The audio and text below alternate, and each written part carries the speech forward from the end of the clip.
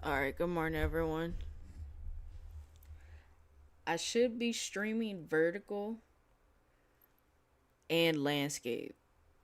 Um, so I'm trying to check if everything looks fine. I know the vertical one looks fine, but I don't see the landscape one.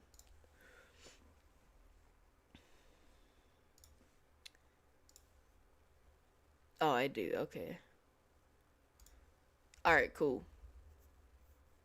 Cool, cool, cool.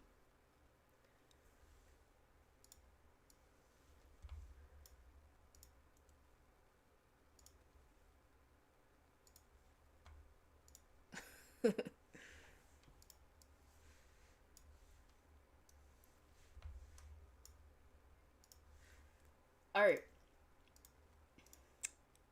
Let's see if we have any high impact news today.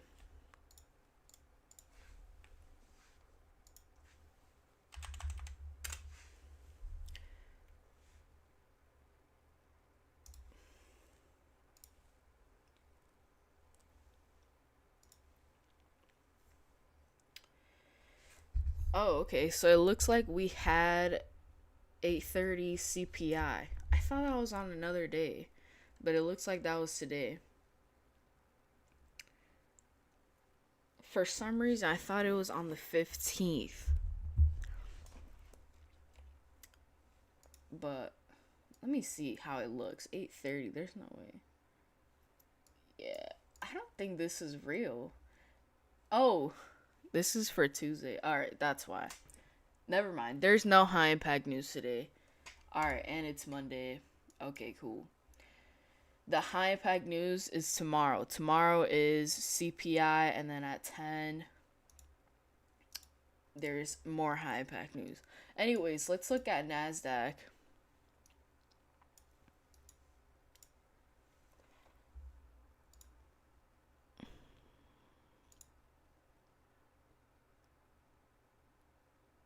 Okay, let's look at NASDAQ. Yeah. So I was trying to find uh higher time frame zones, but there ain't shit. There's literally nothing.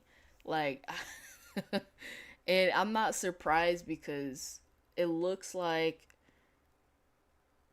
yeah, it looks like a bunch of last week was really just a lot of consolidation, especially on the bigger time frame. And if you zoom out, you can see we're in this huge, well, it's not really huge. We're just in a range, and it looks like we've been ranging for a while. Considering that there's no high impact news today, I can imagine that the market is just going to continue to range. So I can see the market going back up to the range. Obviously, though, if it does go down, the only way I would short it is if it rejects these zones up here, or if it breaks out of this range that we've been in for a while. Um, Honestly, though, I don't think it's gonna break out of this range. Not today. If it's today, I'll be pretty surprised. Anyways, let's look at more zones. I was already looking for zones on NASDAQ. I didn't find much. There is not much. Okay, this looks like a small 3 hour demand zone, which is great, but it's also just far away from price. So that's not helpful. Go down to the 2 hour time frame. Same thing, not much. Not much zones for me. I mean, this down here could have been like a 1 hour supply zone, um, but it got ran through, right? If it was a zone, um, it got ran through. We're above this 50% line here, and it kind of looks like we retested the 50% line, and so far it looks like we're bouncing off of it. But I don't like the zone. I don't like how it's been ran through already, and you didn't really see much of a reaction from there. So I'm not gonna use this 1 hour zone. I don't like it. go to the 90-minute time frame, same thing. I don't have much, right? Yeah, that's not a zone. Not much on the 90-minute. Down to the 45-minute, same thing. Don't see nothing. Not even over here. What I did see was this 1 hour demand zone over here that the market kind of has been bouncing off of for the past couple days. And I like this 1 hour demand zone. My only issue with this 1 hour zone is that if we zoom in over here, which this was on Thursday, if we zoom into the 5 minute time frame, it kind of looks like there was a small fake out over here. But now that I look at the 5 minute time frame, it's a really good zone. I mean, right at this 50% line, we didn't really see much of a strong close below. We did see some wicks wicking through that 50% line, but nothing crazy. And then another thing that makes me really like this zone is, let me erase this. Boom, another bounce there, and then another bounce right there to the tick. And then another bounce, which happened this morning a couple hours ago. So I really like this zone. Even though we're kind of far away from it, yeah, we're about 100 points away. So since we're that far away, what I'm thinking is if we tap into these zones up here and we start to reject it, then I could short it, either over here or up here. And then this could be a good target down here. This 1 hour demand zone that the market keeps bouncing off from. If the market goes down to this 1 hour zone down here, that'll be perfect because then I can take a trade off of it, either longs or shorts. Not sure what I'm gonna take. It's just up to the market to see how we react off of it. And then let me double check if there's anything else, any other zones. Honestly, I think this 1 hour demand zone over here, which is also at the bottom of this huge range, I think that's the one I'm going to be focused on today if the market moves down. If the market moves up, honestly, I'm going to have to look at US 30. Anyways, there's also this 30-minute demand zone, which we bounced off from a couple of times in the beginning of January. In the beginning of last week, actually. This area here, we bounced off of it a couple of times. This 30-minute zone here. And then, that's really it, right? There is a 15-minute supply zone up here, which looks cool. It looks strong, but it's also far away from price.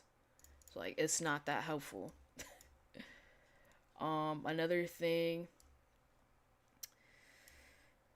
I think this could be a good 5-minute supply zone over here. But now that I look at it on a 15-minute time frame, it could also be a 15-minute supply zone.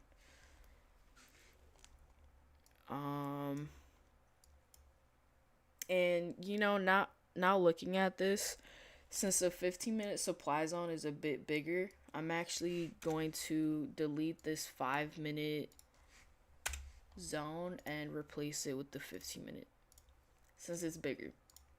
Do I think this is a really good zone? Not really. We haven't seen any reaction off of it.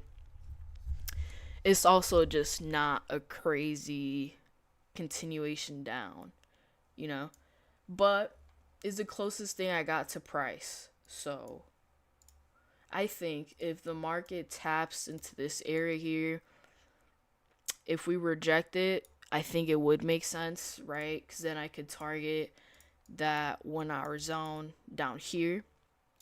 And I'm pretty sure, yeah, this is also London lows. So, I mean, that could also be a good target. If we break past this area here, so if we break past 778, I would want to see a candle close above 784. If that happens, then I would take longs. And I think that would make sense, right? Because we're going back up into this huge range. And then I would take longs. I'd be careful with Asian highs, right? Which is not that far away, only 12 points away. So I would probably break even around this point and then see if it continues higher. And then if it does continue higher, I would just play it from zone to zone. So a break past this 15-minute zone, targeting another 15-minute zone. Honestly, though, I mean, I'd be out around 200 ticks, around 50 points. And that's really it for NASDAQ. I don't like how NASDAQ looks. There's no pre-market range. And I also just don't have any good supply and demand zones. So that's that. Let's look at US 30. Starting on the 4 hour time frame, US 30 has a 4 hour supply zone up here, which could be a good target for longs. We also have a 4 hour demand zone over here, which could be a good target for shorts. Down to the 3 hour, we have a 3 hour supply zone, which could also be a 4 hour supply zone. So I'm also gonna mark this 4 hour zone. 4 hour, boom. Boom, 3 hour supply zone and 4 hour. If you go down to the 2 hour time frame, this 3 hour supply zone is also a 2 hour supply zone. So I'm thinking, right off the bat, since this bigger time frame zone is closer to price, I'm most likely gonna trade US 30 just because we're closer to a bigger time frame zone. What's another zone I had marked down? Let's see. And again, same thing with NASDAQ. I don't really have much zones on US 30 either. But the zones that I do have are really, really good because they are on a bigger time frame. Another zone I kind of marked down was just this 90-minute supply zone down here that did get ran through. I like to mark out supply and demand zones that have gotten ran through from one direction because sometimes it does act like support and resistance. Sometimes what I see with supply and demand zones is if it gets ran through and it comes back to get retested, most of the time it kind of turns into like support or supply turning to demand. I've heard that a lot too. I've heard that in the same areas where there is demand, it could also turn into supply. And to me, it makes sense, right? Because what supply and demand really is just an area where there is a bunch of orders, right? It's an area of interest. So nobody really knows if there is just buyers or sellers. Everyone just knows that it's a really good area to make a trade because there's going to be a lot of volume, most likely.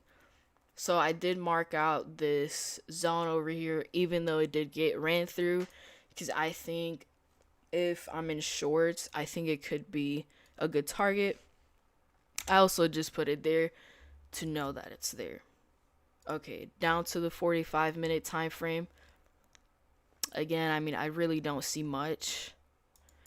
I'm double checking it to see, just in case. I mean, this 90-minute supply zone is also a 45-minute supply zone, but I'm not gonna mark it since the 90-minute zone is right there.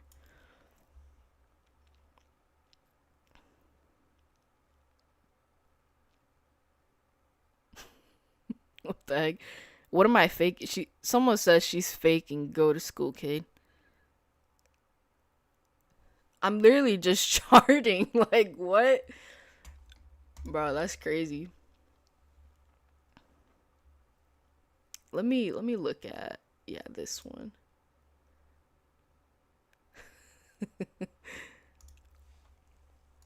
I already went to school. I'm done with school. I graduated from college, so I don't have to worry about school. Thank God.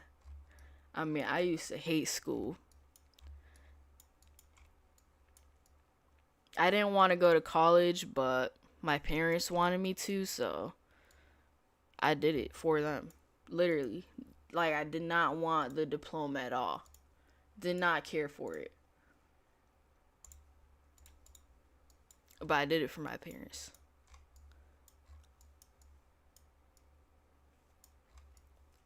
It's crazy because I literally, like, my college diploma, no clue where it is. No clue at all.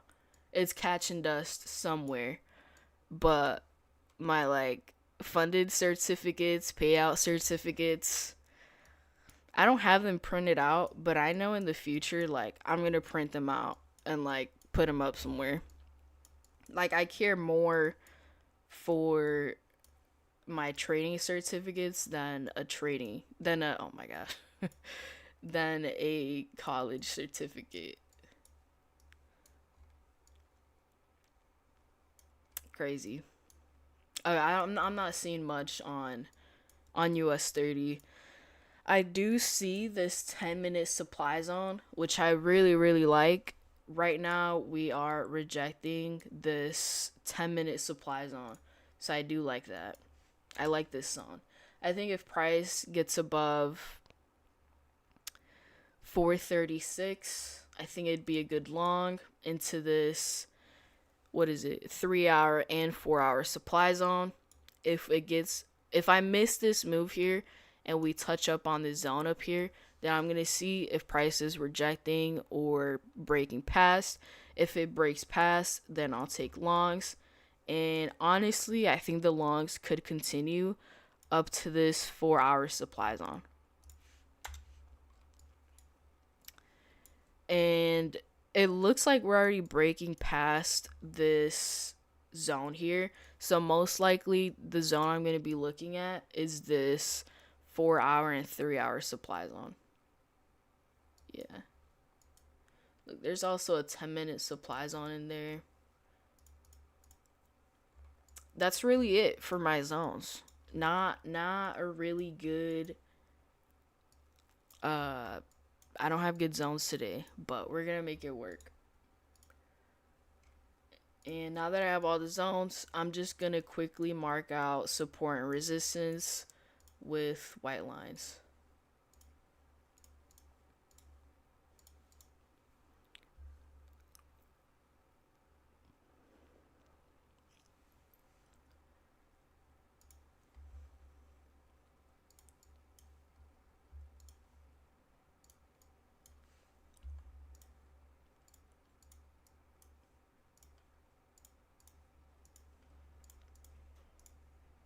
Okay, boom.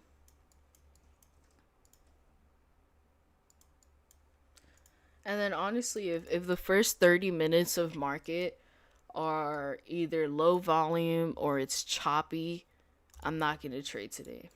I rather wait for tomorrow where there's going to be high impact news, and hopefully with the high impact news there's more volume.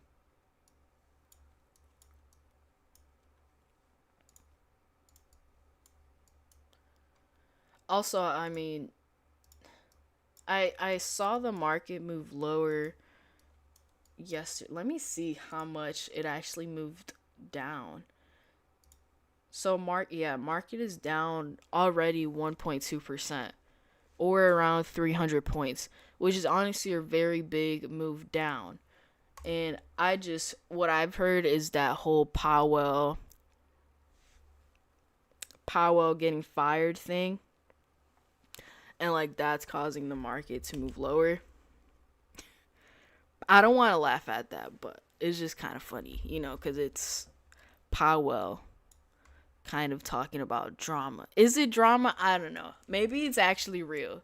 He might actually get fired. A lot of people are just saying he's getting targeted by Trump. And I mean, I believe it. He's a very powerful guy. If he wants something done, like, he's the type of guy to do it. So if he wants Powell fired and he can't actually do it, like according to some laws, he'll find a way. He'll find a way. Trump is the guy to do anything to get the thing he wants.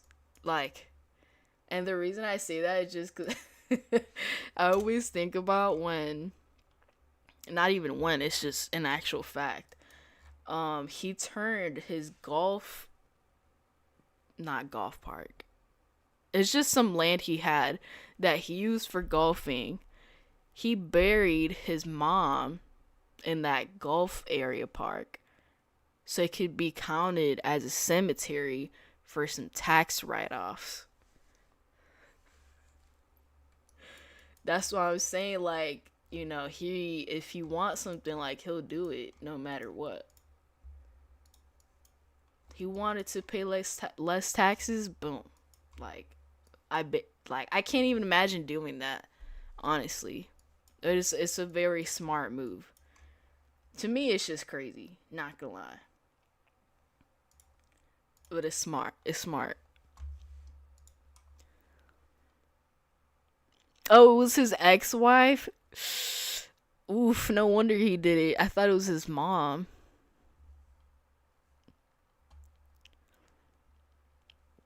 You cute, Lonnie. Thank you. I mean, right now I look rough.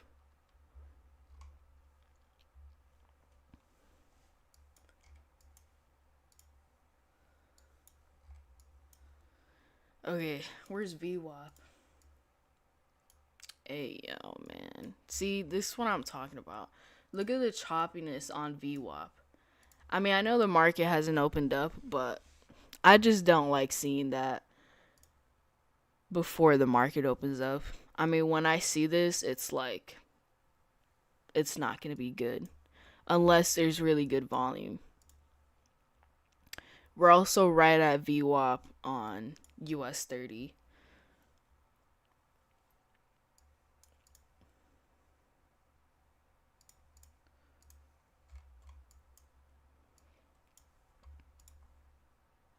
Okay, now I'm doing support resistance on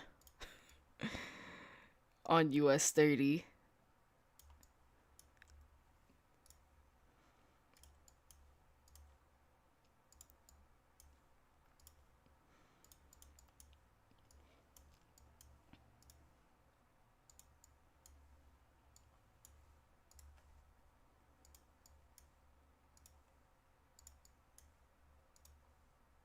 Okay, boom. There's really not much in these areas.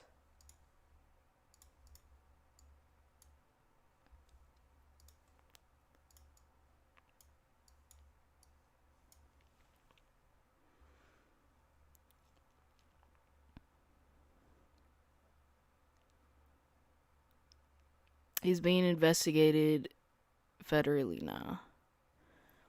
Trump or Powell? I mean, I think it's both of them at this point. Also, I thought Friday was supposed to be the day where Supreme Courts come out with the tariff decision. What the hell happened to that? Nothing. Unless it comes out during this week. If it comes out during this week, I think that could be good. That could move the markets even more.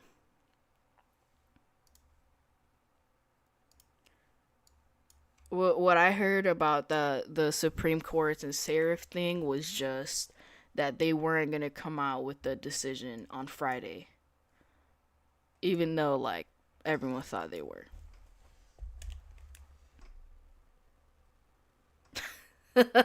My mom just texted me. He said he buried his wife there. That's funny. Aren't you driving?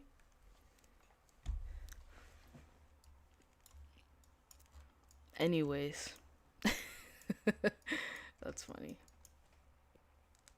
Yeah, I don't see much on US 30. We're just waiting for the market to open, so I'm chatting. We got 4 more minutes for 9:30.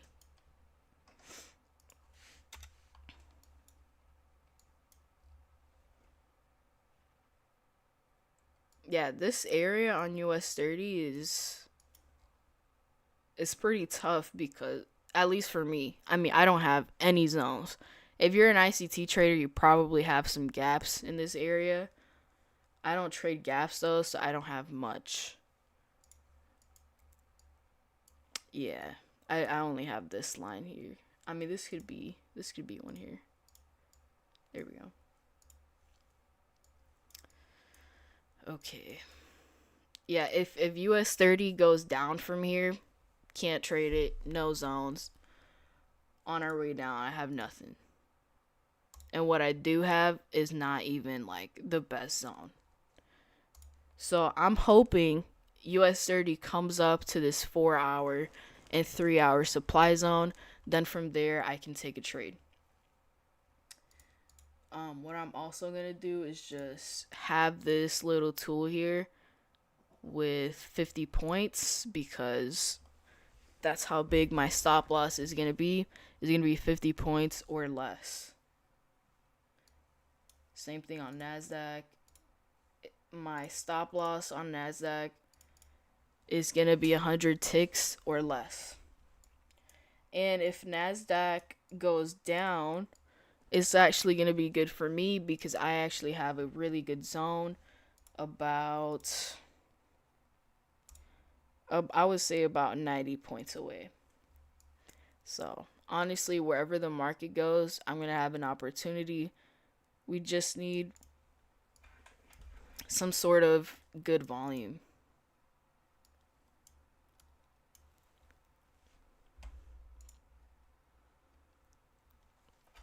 Watching gold and silver.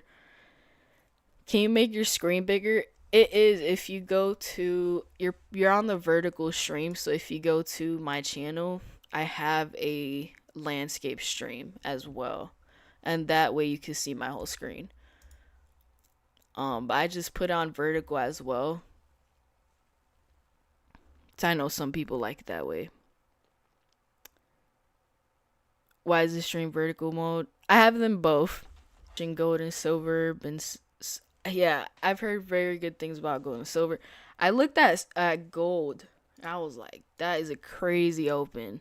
I mean, the move gold did yesterday, overnight was crazy.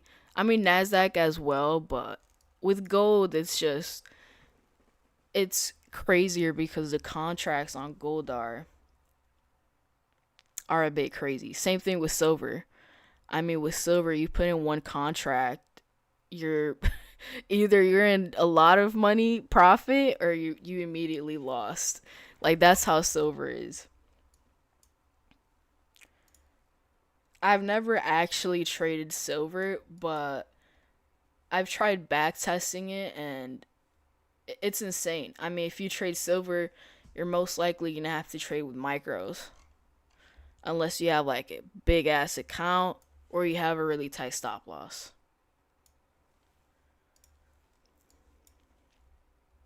Okay, here's market open.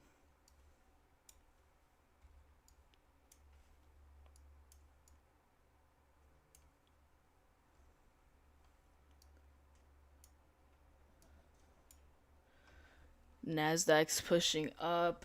It's already past 780s. I'm not going to take longs. I want to see at least a 1 minute candle close.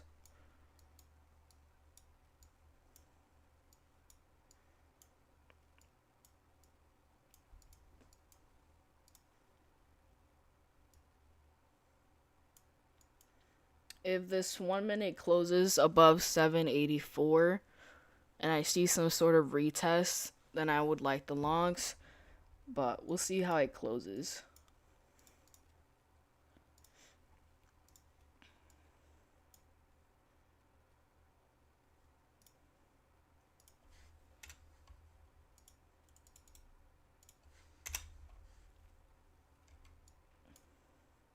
Okay, close above, retest. If it breaks the highs, I would take a long.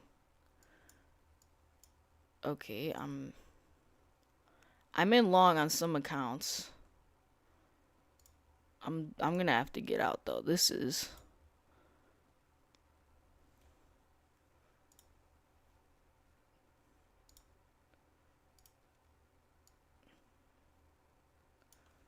stop loss 76. No, I'll put it at the 80s. Copy trader got messed up. I'm not sure why it's doing that.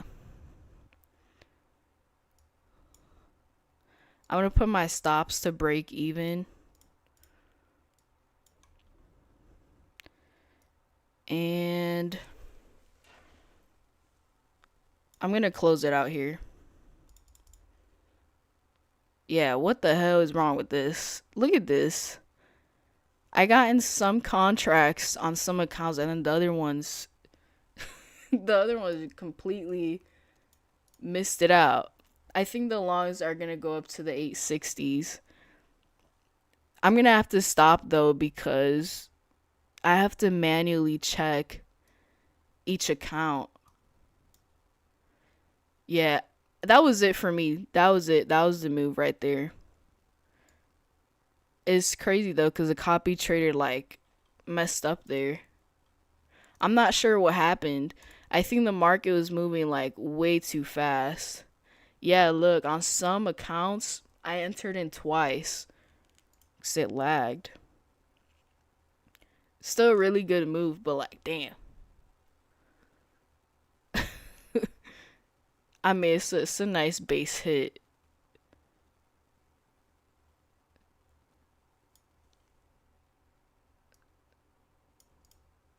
I'm not sure what happened. I'm gonna have to rewatch this recording. That was weird. I mean, I'm satisfied. Like in some accounts, is a really good win, $500. But on others, it's half of that. So I'm not sure what happened.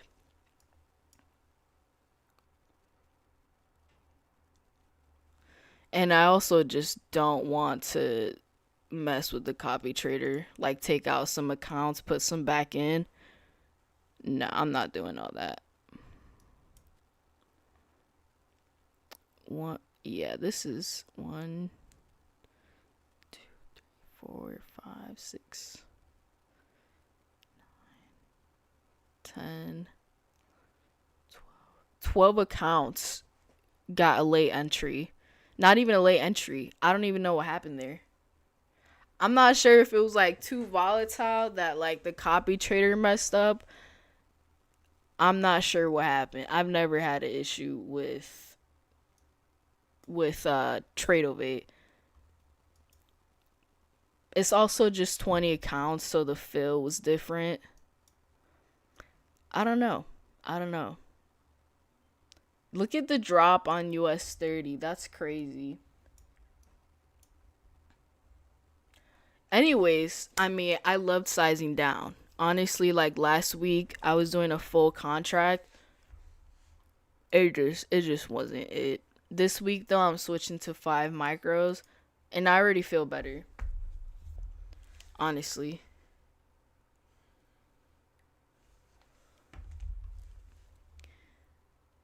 I mean that was that was really quick. And I'm done. Like I don't even know what to do anymore. Did you reset your Apex accounts? No. What happened was, um, last week I was down. I think I only had like $800 left. I got off stream and then I took. If you're in the Discord, like you saw it 'cause I said it, but if you're not, basically I just took another trade, which honestly was a YOLO trade. Um, but with that winning trade, like I was able to break even on the day. Here, I'll show you. So technically, I broke a rule on Friday. That's really what happened. But I was just like in that YOLO mindset, honestly. I was also pissed off too, cuz on Friday I had that thing happen to me where like I got stopped out when I actually took a win. You guys know what I mean. Like you get stopped out and then it completely goes into profit into your TP. That's what happened to me on Friday. And honestly, like I was pissed off about it. So I was down around 600 on each account. Didn't have that much drawdown left, but I took one more trade, which was right here, this wedge breakout trade. Like wedge breakout is a joke to me, honestly, but I still took the trade, and it was a winning trade. I took the trade because I thought it was a good setup. It was a breakout setup. It's not my A+ setup though, but I decided to take it honestly just to YOLO the account. I was like, bro, if I lose it, like I don't even care at this point. That's how I felt, which is honestly dangerous with trading. Um, but I think last week, like I made a lot of mistakes, which I reviewed on Saturday, and like I think the main thing that caused those mistakes was the sizing. 'Cause first of all, these are 50K accounts, and like I've had a lot of success with 50K accounts, and my sizing is always 5 micros. I mean, I've gotten multiple 10K payouts with 5 micros. So why would I switch over to a full contract? You know? But the reason I switched over to a full contract was honestly because of Apex rules. I was like overthinking it. So I was like, you know what? I'm not going to worry about it. I'm just going to slap on a full contract. And I tried it, and honestly, like, it did not work. I don't know if I was trading emotional. Um, and it was also my first stream on YouTube as well, my first week.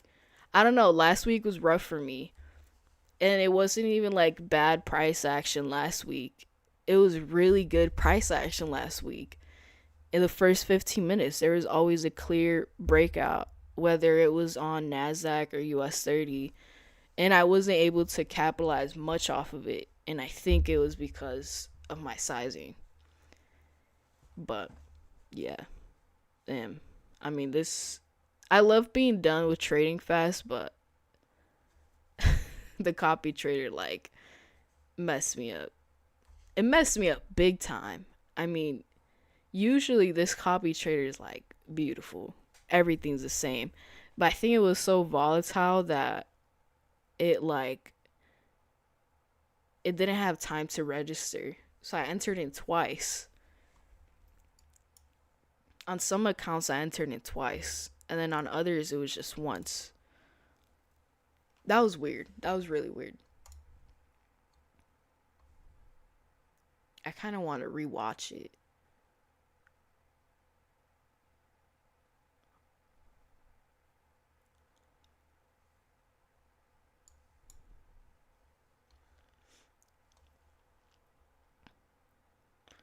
Yeah, crazy slippage. Yeah, that's exactly what it was. Crazy slippage. Um Honestly too, now that I think about it, a lot of the trades that I take recently have been like placed with an order. Today it was moving fast, so I entered in with a buy. And I think that's maybe why it was crazy slippage. I'm not sure though. They have consistency on Apex. Do they? Yes, they do. They have a couple rules on Apex. Which is also why I wanted to just trade one full contract so I didn't have to mess with my sizing too much. Too late for that though. Too late. I mean, I already entered in twice. Basically, I scaled into this trade. Shouldn't be an issue, but like I didn't want to deal with their scaling in rules because they have that too. But yeah, they have a. What do they have? They have a 30% consistency rule. Oh my gosh, look at US 30 just. How big is this move? US 30 moved down 240 points and recovered just as fast.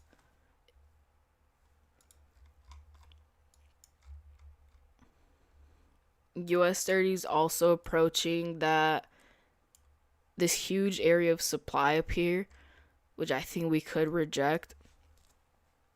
But if US 30 gets above the 520s, it'll easily come up to the 700s. I'm not going to take the trade though. First of all, the copy trader messed up and I don't want to mess with it more. And I already took a winning day. I don't even know how much I made. I think it's around maybe 8 to 10K in total. But since I'm going to say, let me see. Times 12. So times 8 plus 3,000. Yeah, I made around 7 or 8K in total. If the copy trader didn't mess up, I would have made around 12K.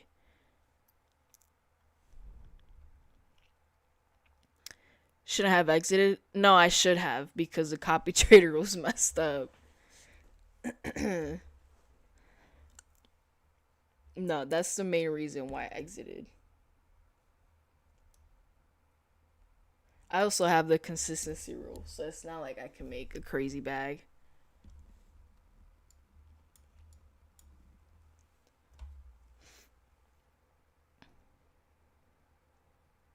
Scaling once is no problem. They hate it when people scale in more than once into a losing trade to have a better day, a better entry. Oh, that makes sense. I also know like they don't have, what is it called? The DCA rule that they have. I know that's a huge issue with Top Step. I mean, what am I saying? Apex. Oh my god, I'm slow. I was referring to my YM trade. Did you take longs or shorts?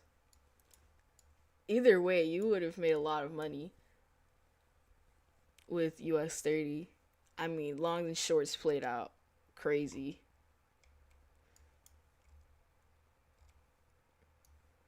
I've seen the market so clear now. Like, now what I see is just breakout after breakout. I mean, even right here. I'm feeling like Mamba, you know?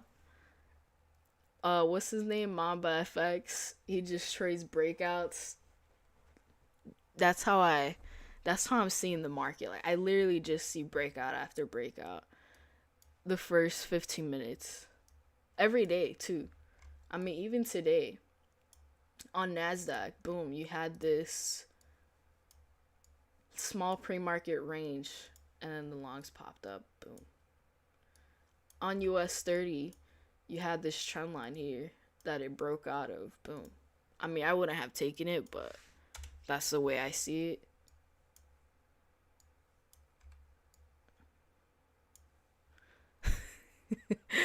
Yo, I saw this funny reel the other day. I saw it on YouTube by Cassinger. I thought it was just so funny. I'm going to share it with you guys. I just keep thinking about it. I don't know why.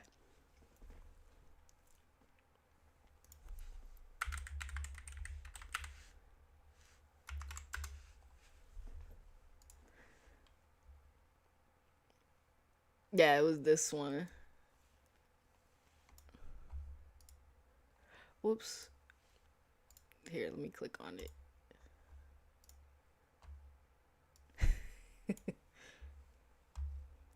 This one right here.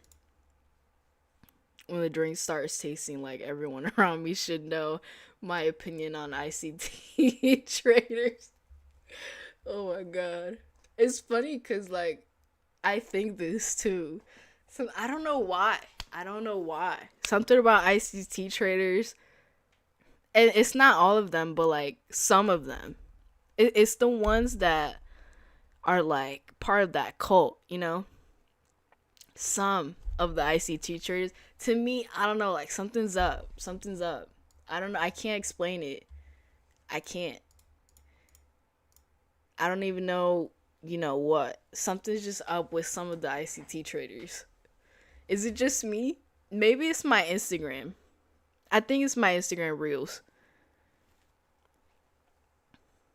I think it's also too because of ICT himself, you know, and like how kind of sus he is. Again, maybe it's just me, but the things that I've watched about ICT and like his whole, it's not I don't know if it's scamming or what, but his reputation, I think, is what it is that really like makes me not kind of like ICT traders. Again, not all of them. It's very specific ones. It's very specific ones. Again, I can't explain it. It's just a thing.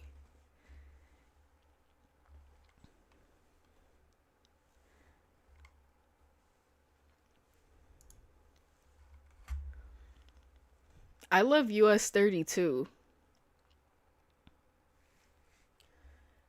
I'm glad I started trading US 30.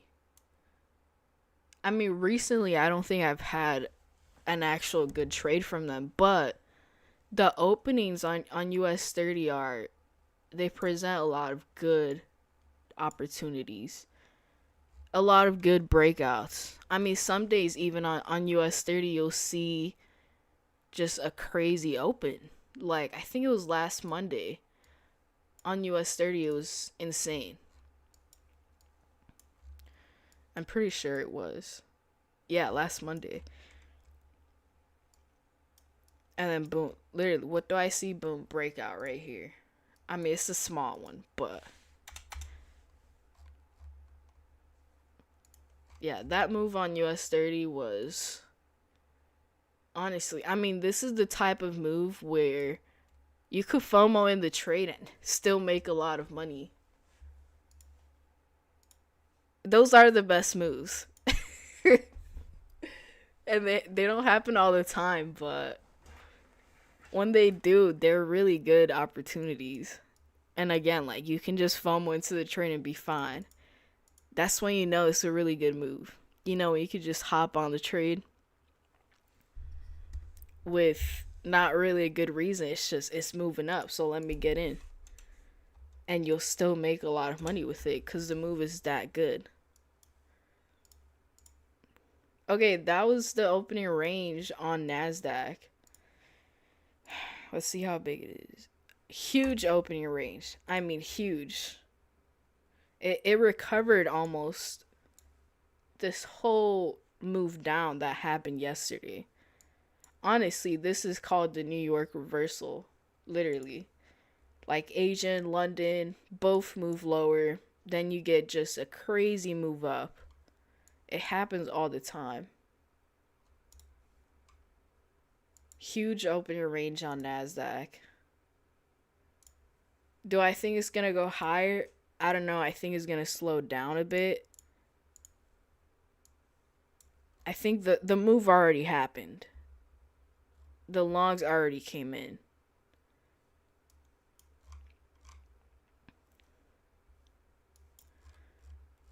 And I mean, if NASDAQ goes higher, I think it'd be good because I do have a lot of good zones up here. Also, if NASDAQ pushes higher past these highs up here, sorry, let me move this over here. If NASDAQ moves past these highs here, we'll come up to this huge area of resistance, which is also a supply zone. It's a 90-minute supply zone that the market has kept rejecting for a while. And I think if we keep tapping into that area, if you tap into an area a lot, you're more likely to break it. So I'm thinking if we break these highs, we'll retest this strong supply zone up here and we'll most likely break past it. There's also just a bunch of liquidity up here. These wicks over here could be a good area for the market to tap into.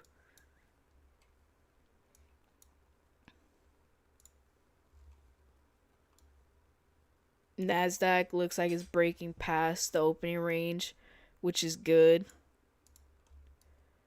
US 30 is kind of struggling though. US 30's opening range is huge, but the candle didn't close out as strong as Nasdaq.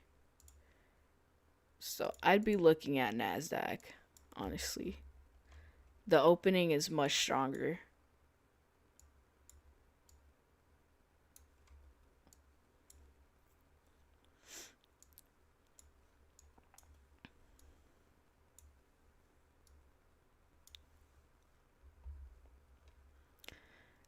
I'm so tired of trading. It's gonna be like that. I promise you, at least once a month. I promise you. I mean, I love trading, but there's just some days I don't want to trade, and I don't know. I don't know why. Some days it's about discipline. Like even today, I felt like crap. I'm not sure if it's because of my workout this morning, but honestly, like I wanted to go lay down, but I was like, no, like I have to trade. I don't even want to trade. Sometimes. Sometimes I wake up really hyped up and I'm like, yo, let's make some money. But at the end of the day, like money's not gonna really make you happy. I've gotten many payouts, and at first, like getting payouts was very exciting. You get a huge rush, but then it just becomes like, yeah, I just got to pay out. What's nice? Like money can make you happy, but temporary. It does not last.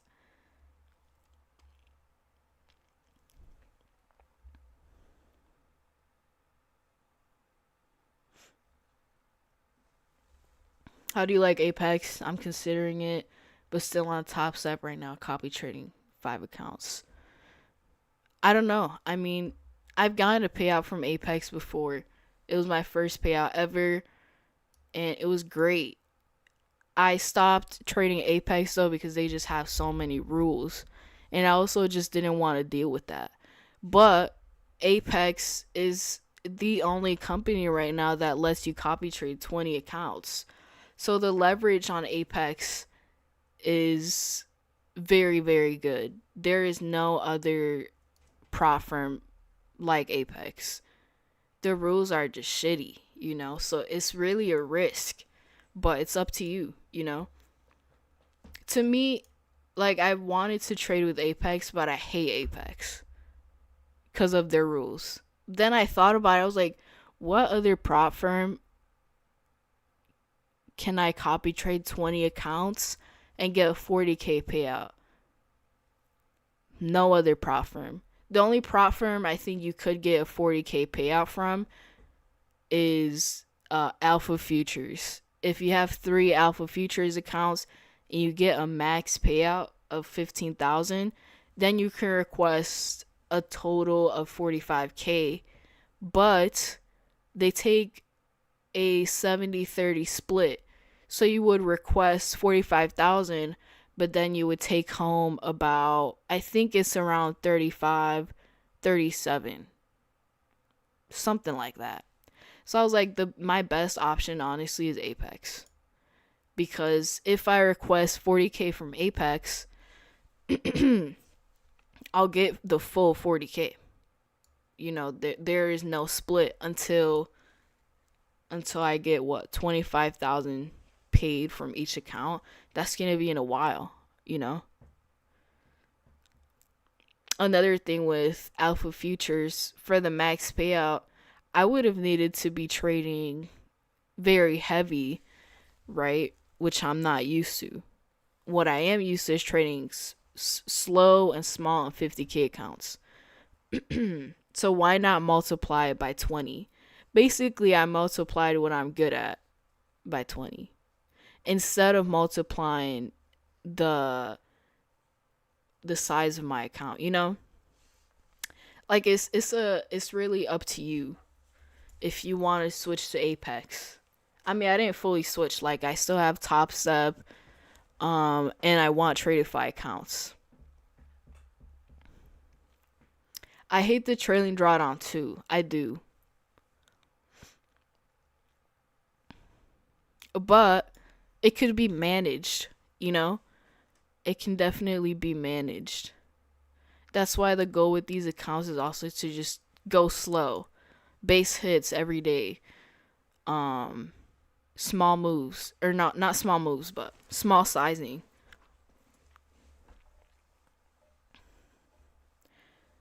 And I know like I can easily get this 40k payout if I just take it slow. Because I've done it multiple times already just with other prop firms. This time the only difference is number one, the trailing drawdown, and then I would say 20 accounts. That's really the only difference. Have you tried My Funded Futures? I'm banned from My Funded Futures. Not gonna lie. Not gonna lie.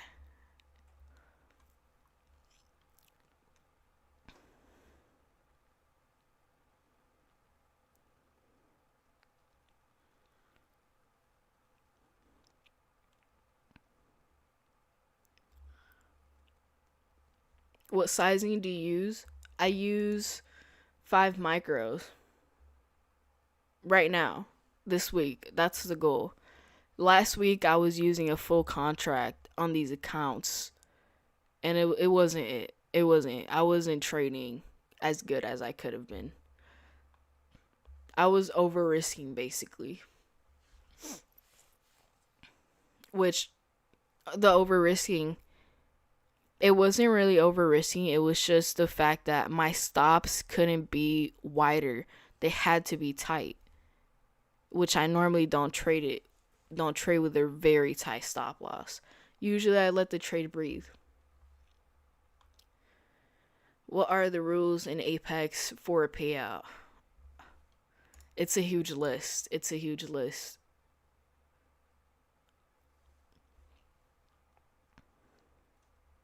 Eva Goat sent a New Year's Eve 2026. Wow, thank you. I think that's like my second gift. Thank you. Do you have a course? I do have courses and they are free now. If you join my, what is it called? My free Discord, you can access all of my courses for free. The rules with Apex are really they have a 30% consistency rule. They have a 30% P&L rule.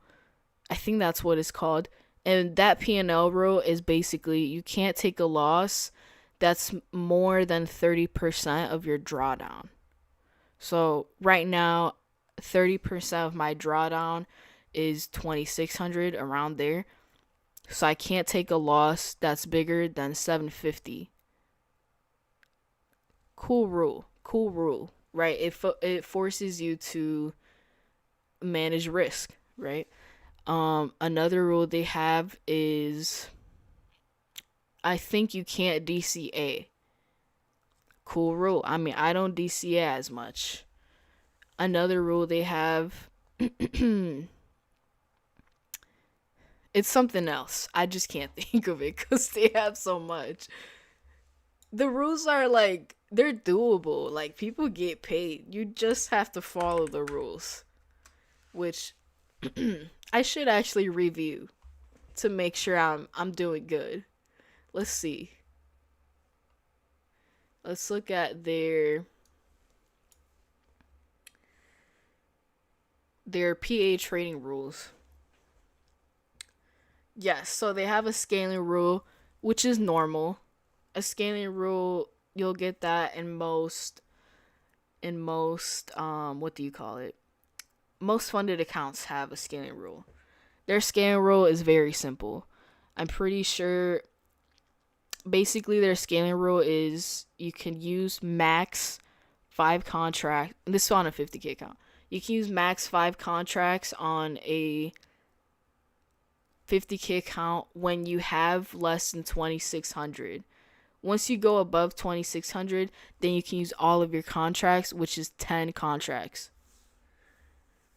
Which, like, I mean, honestly, who's gonna trade 10 contracts on a 50K account? Unless you want to YOLO the account, right? But no one's gonna do that. So this rule honestly doesn't matter too much. This is their 30% P&L rule right here, which I already explained. Oh, this is another rule right here. This is called the 5-to-1 risk reward ratio rule.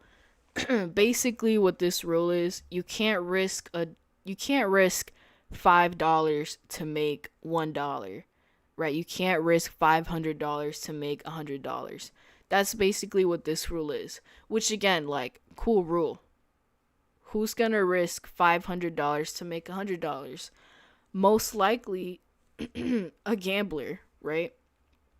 They have a hedging rule, which again, it makes sense. Hedging rule, basically you can't go long on some accounts and short on others. It makes sense, right? Another rule they have, one direction rule. No clue what this is, so let's read it. Traders are only allowed to hold a position in one direction at a time, either longer. Okay, basically this is a hedging rule as well. I'm guessing. Yeah. Let's double check. Yeah, it's literally a no hedging rule. It says it right here, no hedging. I don't know why they had to make it into 2 rules. It's the same thing. That's their main rules. But they also have consistency rules, which I'm trying to find. Okay, let's look at their payout parameters. So you need 8 trading days. You need 5 of those trading days to be over $50. So basically, you can only flip for 3 of those 8 days. Basically, just saying you can only get in and out of a trade for 3 of these 8 days. Cool rule, right? Like, I'm not gonna be flipping any days. I think I'm on my 6th trading day, so I'm not worried about that rule. 30% consistency rule. I can't make more than 30% in one day of all my profits, which I already calculated. I have it somewhere. Basically, I can't make over, I think it's $1,200 in one day. And that way I'll be following my 30% consistency rule. Yeah, I have it right here.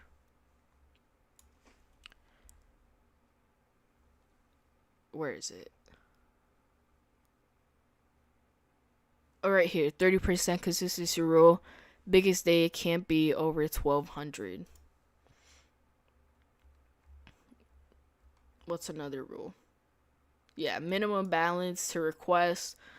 Basically, you can't request when your balance is at 2,600. You can only request what's above the drawdown plus $100. So in order for me to request $2,000 per account, I need $4,600. The dogs are going crazy.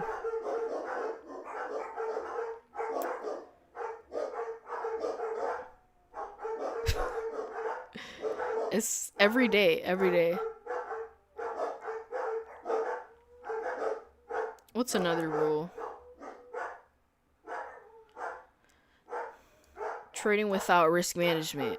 I mean, who's gonna trade without risk management? A gambler. A lot of their rules are literally good for us. They are stupid rules. Some are stupid rules, but a lot of the rules make sense. A lot of the rules are really just there to actually make sure you're an actual trader. A lot of the rules only only gamblers would hate the rules, you know? What's your Discord? It should be in my description, link in the description. If it's not, it's definitely in my bio.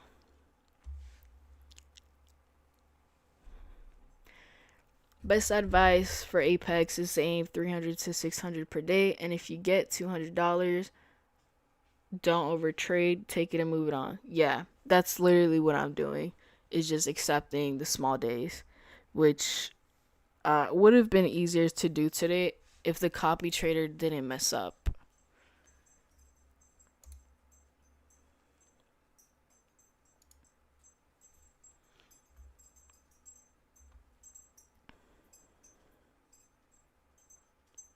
How much was your first Top Step payout?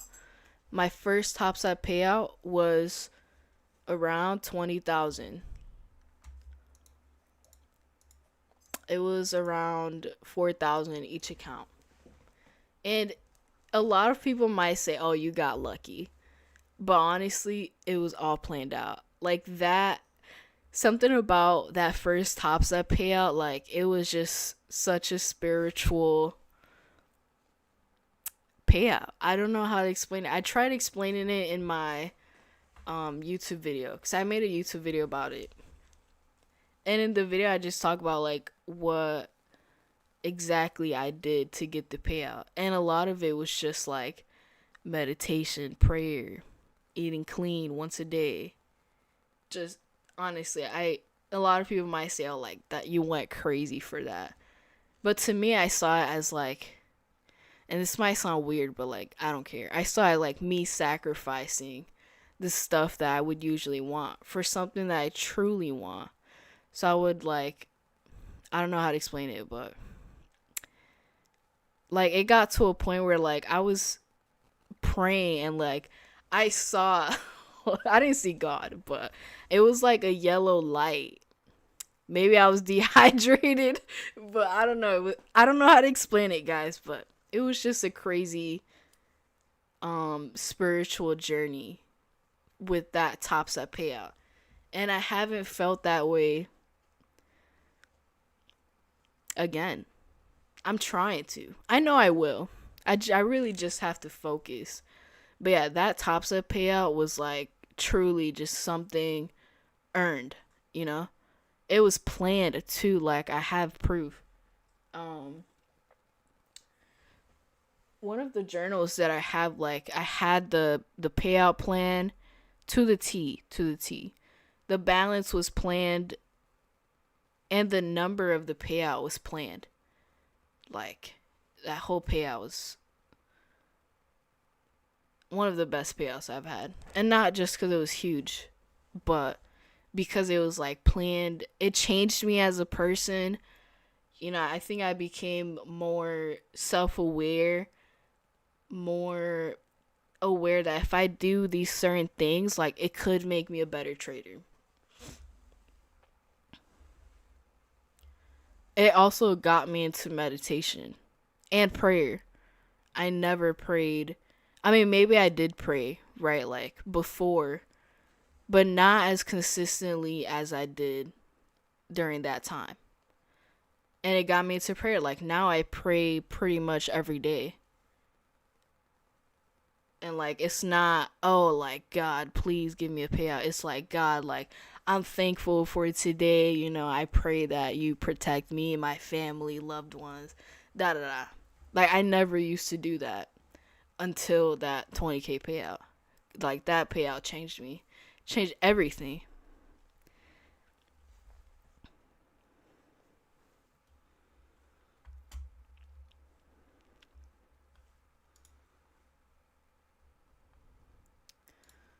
And I do plan to like get like that again. You know, get that focused. So that's really what I was. I was focused. Anything I was doing, like I was thinking about the payout, you know? I was thinking about either the payout or like or how to get better as a person. I was just focused. Lonnie, Friday I blew my XFA. that I was on my fourth day with. I trade 15-minute orb and literally blew it 20 minutes before it started to work out. I hate myself because it was a 20-minute day in practice. Don't say you hate yourself. Recently, like, I was talking negative to myself, and like I was like, whatever I say to myself, like, my brain believes it. So don't try to talk to yourself negatively. Try to talk to yourself in a positive way. Yes, I blew these accounts, but maybe I had to do it for some reason. Maybe I did it so I don't do it next time. Something like that. Um, and since you trade the 15-minute orb, what what happened? Did you take the 15-minute orb trade, or like did you not wait for it? Did the orb trade chop up, then you lost a trade, and then it played out later on? Like, what happened that caused you to lose the accounts? Did you take the first loss and, like, I don't know, you lost some money? You also got to think about that too. What caused you to blow the accounts? Or maybe you had something happen to you in the morning that caused you to be emotional when you traded. You traded before 9:30. Okay. See, you broke the plan basically. That makes sense. Um Now you know your mistake.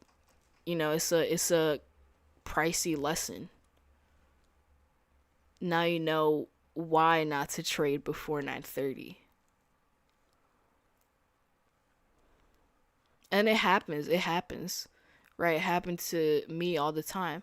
I wanted to make money during agent session, and it was like clockwork. Like, I would lose during agent session. So I made it a rule. I'm not trading agent session.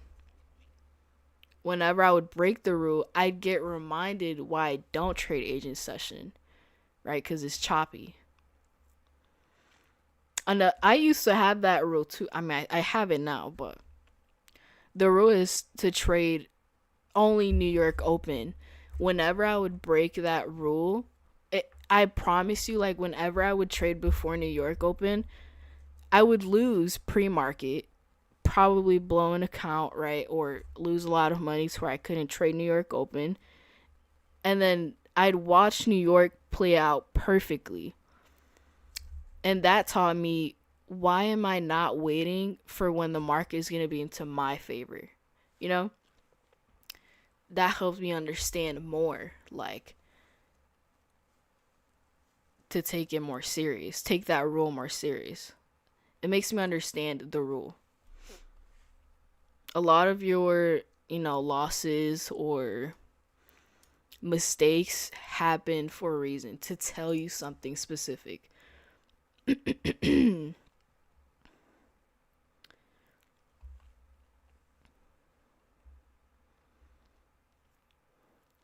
Are you Christian?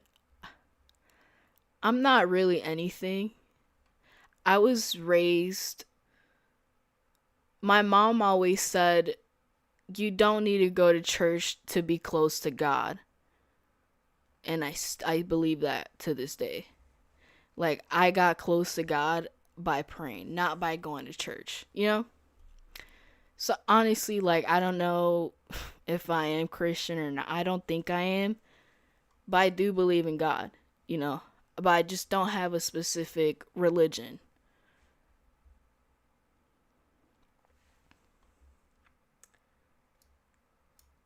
What do you think about shorts on YM?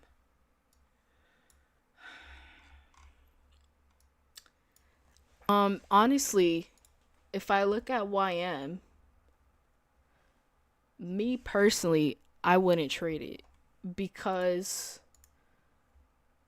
I think the move on US 30 already happened. That's just the way I see it. I just like the moves the first 15 minutes. If you look at US 30, there's no direction on US 30.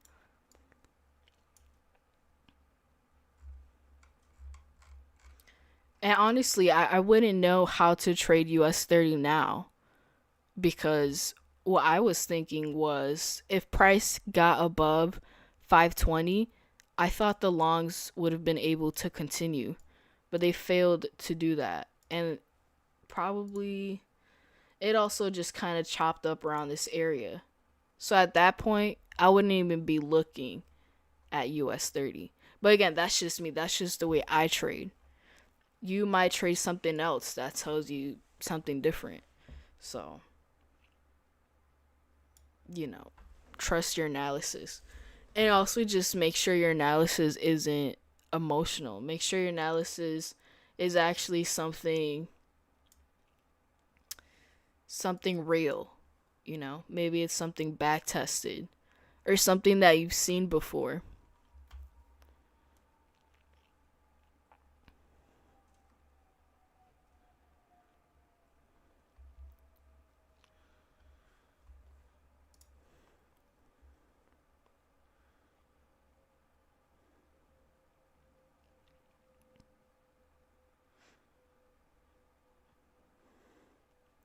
15-minute orb today played out good for me. A quick 2.5k practice.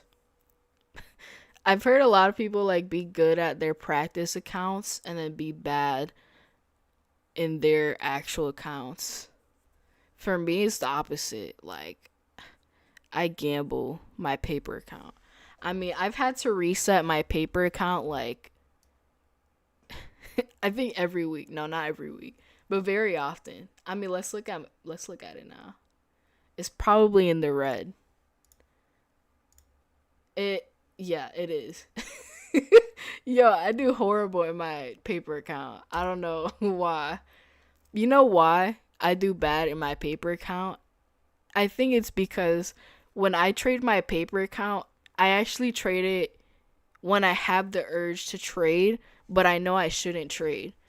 My paper account is for like Asian session, and it works out great because I'm horrible at it. And I mean, you can see right here, I'm down 7k on the on the paper account because I literally only traded during Asian. And again, I'm bad at it. That's why I do it on the paper account. But what some people do, and it'll be a lot of beginners or just people who haven't seen much success, is they would mess up on their real account, their funded account, or their eval they're trying to pass. They would mess up on their actual account, and then once they mess up, they trade the paper account. You just have to do it the opposite way. Whenever you have the urge to trade or you have an itch to trade, I mean, I know I still have it sometimes. Boom, paper account. Sometimes it's great, sometimes it's not. Most of the time, it's not great, and it reminds me to why I need to keep following my rules.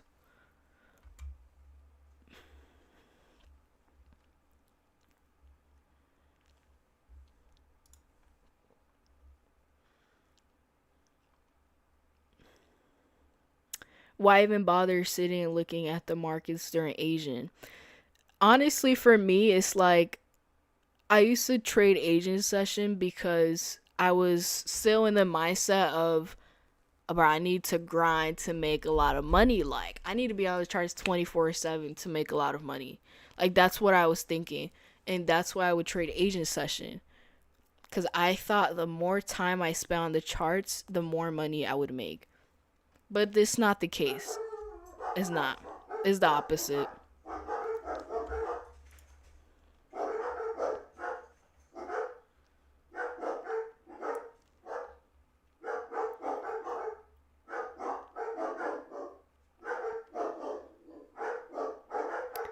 The dogs are going crazy. I think someone's probably walking or something. Walking by.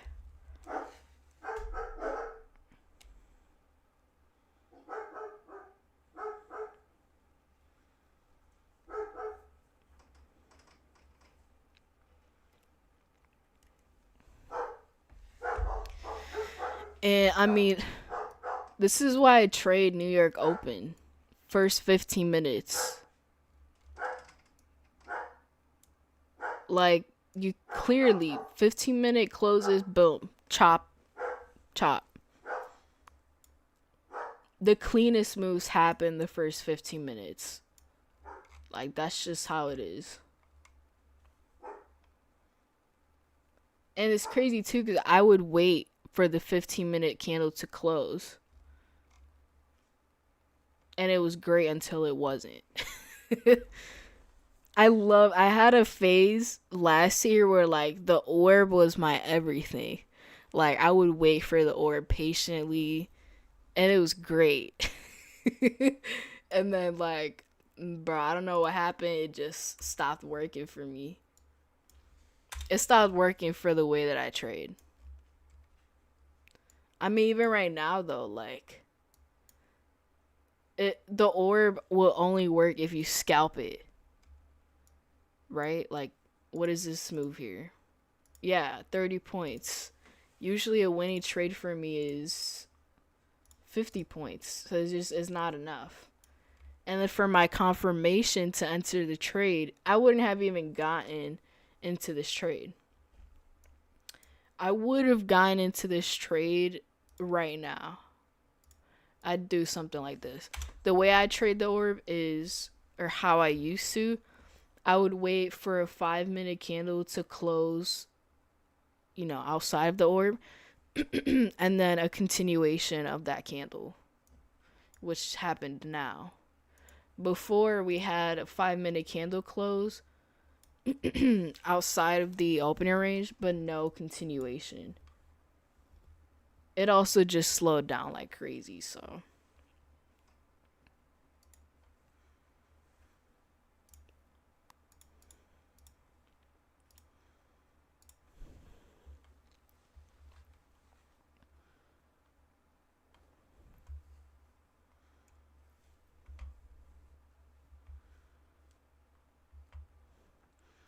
I saw this post, I think it was like a month or two ago, and it just said how Tradovate is good.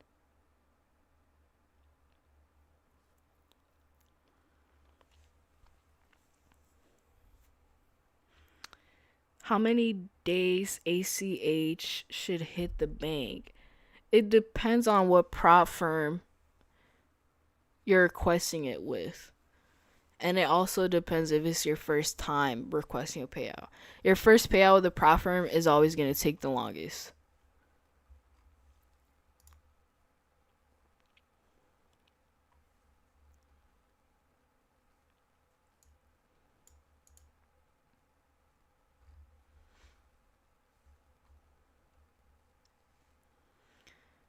I did take the short on YM, got out early.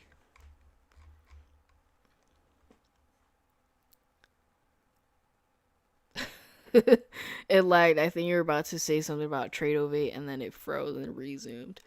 I was just saying how I saw a post about Tradovate and about how they're going to have a lockout button like TopStep X. But it still hasn't came out, so I don't know. There is a way you could lock yourself out from Tradovate, but you kind of manually have to do it. It's based, you go to your risk settings and then you set a daily loss limit. And then boom, you're locked out. I would do that too. I feel like this isn't talked about enough. How Tradovate, technically you could lock yourself out. You just have to set it up with your risk settings. And it'll lock you out. I just don't have it because I actually had an issue with it. I'm not sure if it's just me, but one time like I tapped on it. I'm not sure if it was the daily loss limit, but it caused me to like not be able to place any trades for like a week. So I had to contact them so they could take it out. And they were like, "Oh, like you placed a 0, which is why you were locked out." I'm like, "I never did that. I was just messing with it." So now it's just like I don't even touch it because I don't want to mess it up.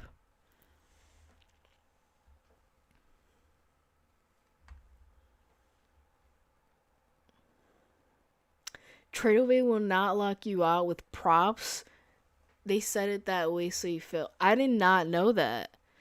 Never mind then. I guess it only works with the live account. If you have a live account with Tradeovate. Damn.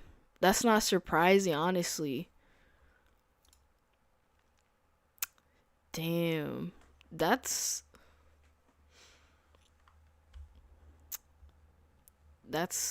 pisses me off because they do it on purpose.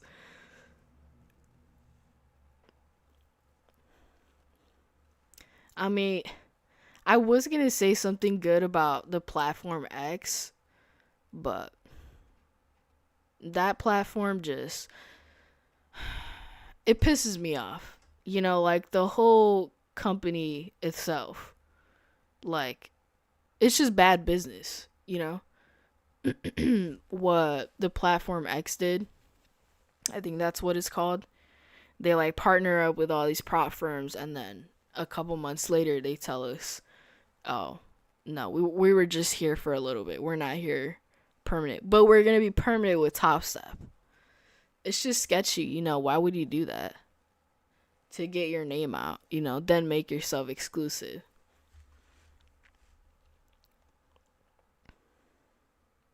You're allowed to adjust the parameters after you hit the limits and prop. Damn. Yeah, that makes sense. It's definitely on purpose. It has to be. That reminds me, I just thought about how, like, with Top Step, when they removed Tradeovate, I'm not sure if it's real, but someone was saying that Tradeovate made, like, a couple million from Top Step, which is crazy to me. You know, damn. Just for being a platform, they were making that much. And then they got removed.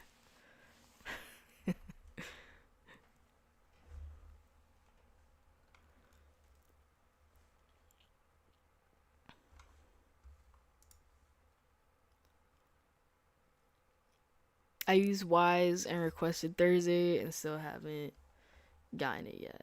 Thursday. So it's really only been 1 or 2 business days.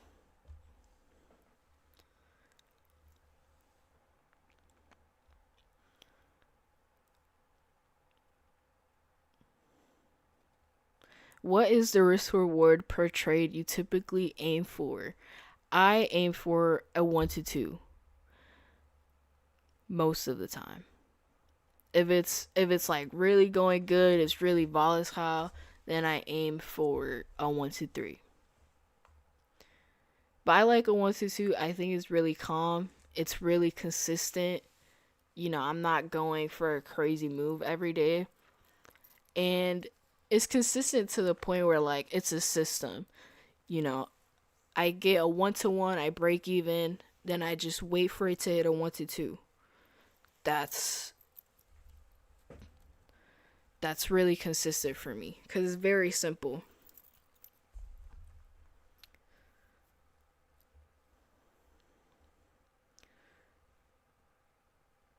My Top Step is first time, already 5 days still pending. I think if it's over 7 days, you should probably contact them on Discord and maybe make a ticket with them. But yeah, your first payout is gonna take a while, and then the next one will be quicker.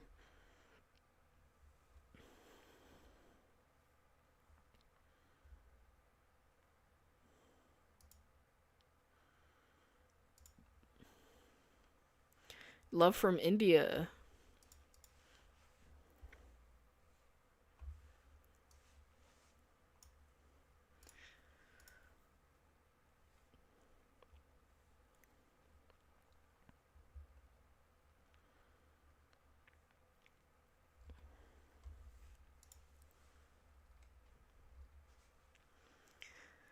Yeah, I think today's gonna be a really good week. What I'm looking for is, or what I'm waiting for, is that decision about the tariffs with the Supreme Court. I think whatever outcome comes out of that, whatever, I don't know how to say it, guys. Whatever decision is made from that, I think it'll have a huge impact on the markets because it's tariffs. And we all know how the tariffs move the markets. It's actually crazy. I mean, Trump says tariffs, and you'll see 100-point move. you know. Another thing this week is CPI tomorrow. If you guys don't know, CPI is really good to gamble on. Not gonna lie. And there's a very specific way of doing it. You get basically with the CPI, man, you just the way I like to do it is just you measure out, I think it's 60 ticks. Something like that. You measure out 60 ticks and then you just place the orders. Boom. You place something like that. And then you place something like this. Boom. Like that. 60 points or 60 ticks. And then boom. And CPI is really good because it's a really fast move. I don't think it's good to do it on a funded account, but I do think it's perfect for a 1 day pass.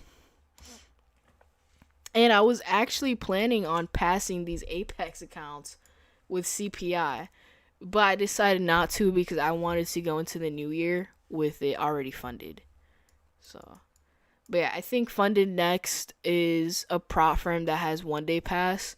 I haven't really checked them out, but I think I will. I've heard good things about them. So yeah. Maybe I could trade Funded Next evalves on CPI tomorrow. I think that'd be really cool.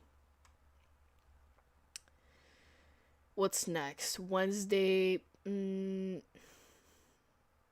Wednesday. Look, it says there's a bunch of high impact news, but this is literally nothing. This 7 a.m. news, I don't even know why it's there. It's not gonna do anything.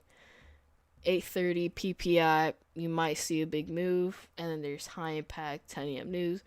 That's really good. What else is there? I mean, that looks like it. That's pretty much it. Friday, there's also high impact news. Today, it looks really good. I mean, this week looks good. Yeah, I'm excited. I'm excited. I mean, not crazy excited, but I'm excited for what's to come. Wow. Look at NASDAQ just going down. NASDAQ, if you didn't trade the first 15 minutes, you're probably getting chopped. You're probably getting chopped right now. Unless you caught this short here.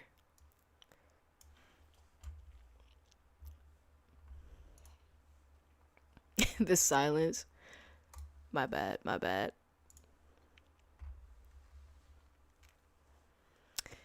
I mean, that was pretty much it. I don't know what else to talk about. Anyone got any more questions? It's crazy because I finished trading at like 9:32. Let me see. 9:33. I was done. It could have been a way better day, but the copy trader got messed up. I'm not gonna let it like give me FOMO though.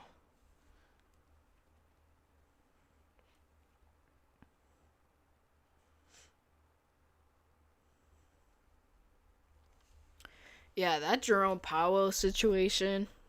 I don't want to say it's funny, but like it kind of is. It's not funny, but it is.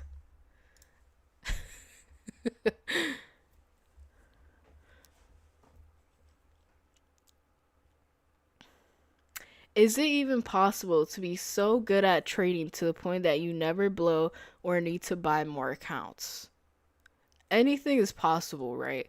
But I think it's not going to be very common, honestly, especially with prop firms.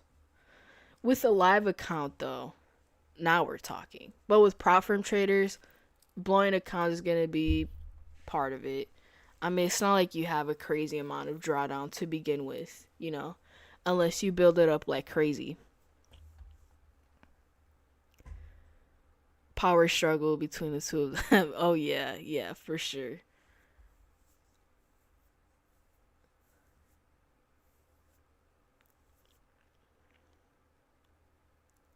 There's a channel named The Captain Trader. I never heard of him. Let me see. Let me see. I've probably seen him. Let me see.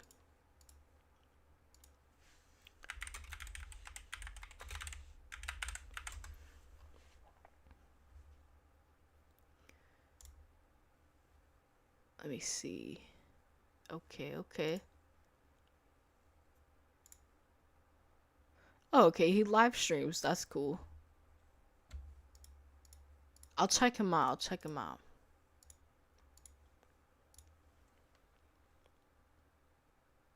His trading style is quite unique. You should check it out.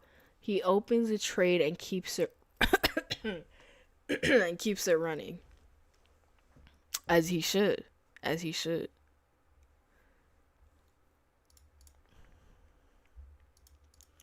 Let me see.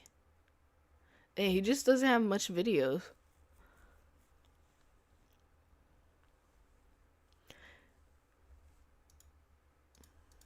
I was gonna say another YouTube channel I like. I think a YouTube channel I really like, which is, I think he's very underrated. He's actually a crazy trader. Let me see.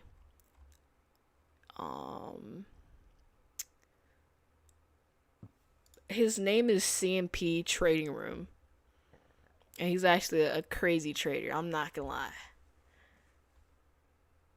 Like, let me see. He doesn't post much payout videos. That's the thing. But this guy, he's actually a crazy trader. Let me see if he posted anything. Yeah, like right now he's copy trading just a bunch of different prop firms.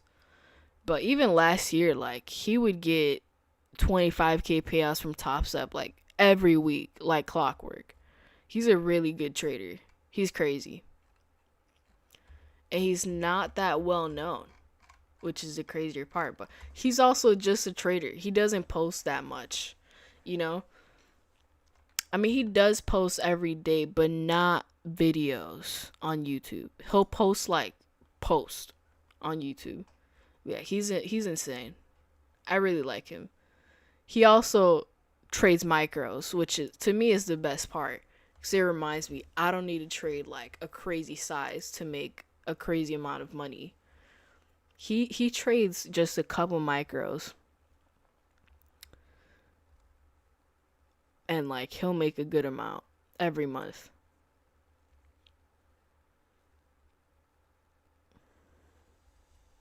Nah, but I'm gonna check out the Captain Trader. For me, it's just hard to learn other concepts because like I'm already sticking to my thing that's worked a couple times. So it's hard for me to like be open to learning new concepts. You know, because I already see the market a very specific way. I think if I learn something, it'll be something that I could add to my trading, you know?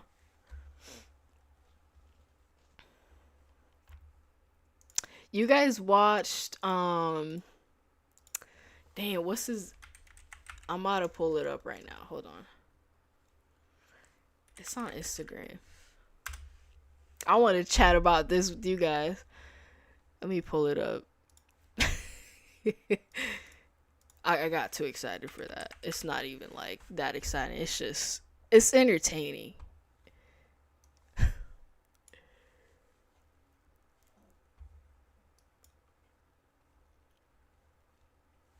Okay.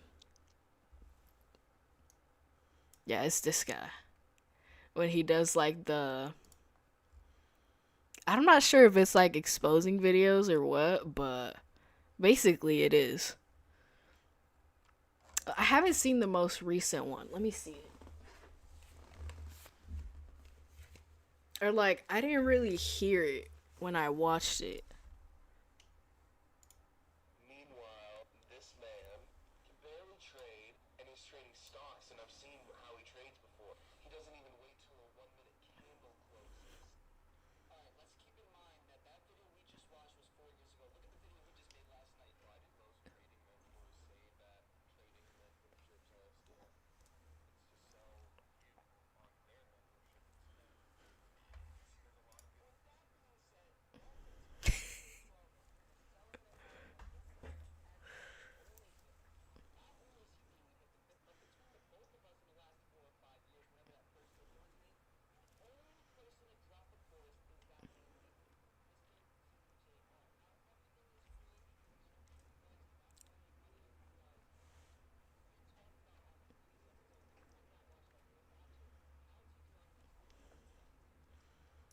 Bro, when you guys watch him, do you guys look at his lashes? Like, I don't know what it is, but every time I watch him, I gotta look at his lashes.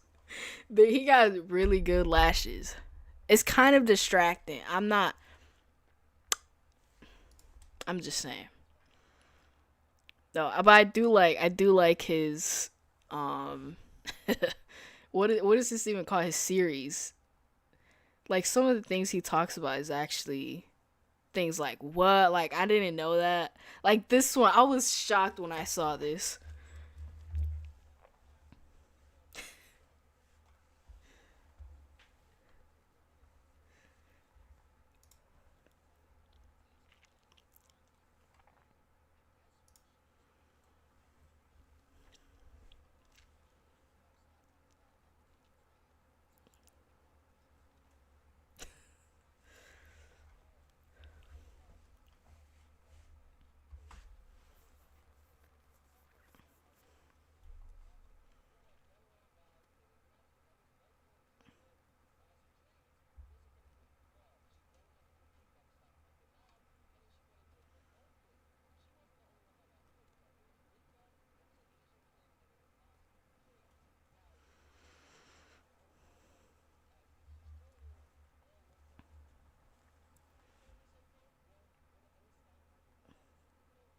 Bro, when I saw this, it was shocking because I've watched her trade and like she's very inspiring. Like she'll make like what 30K in a day. But when I saw this, I was like, is that real? I hope it is. I'm praying it is. I hope it's real because she's actually inspiring me. I just hope it's real. That's not, and we don't know if it is. That's the thing. I just hope it is. I truly do. What's another one? This guy. I want to know what you guys think about this guy right here. Trades Psy? I think that's his name. Psy. Something like that. So she's fake. I don't know if she is. Obviously, before she was, right? Because that's what he was talking about.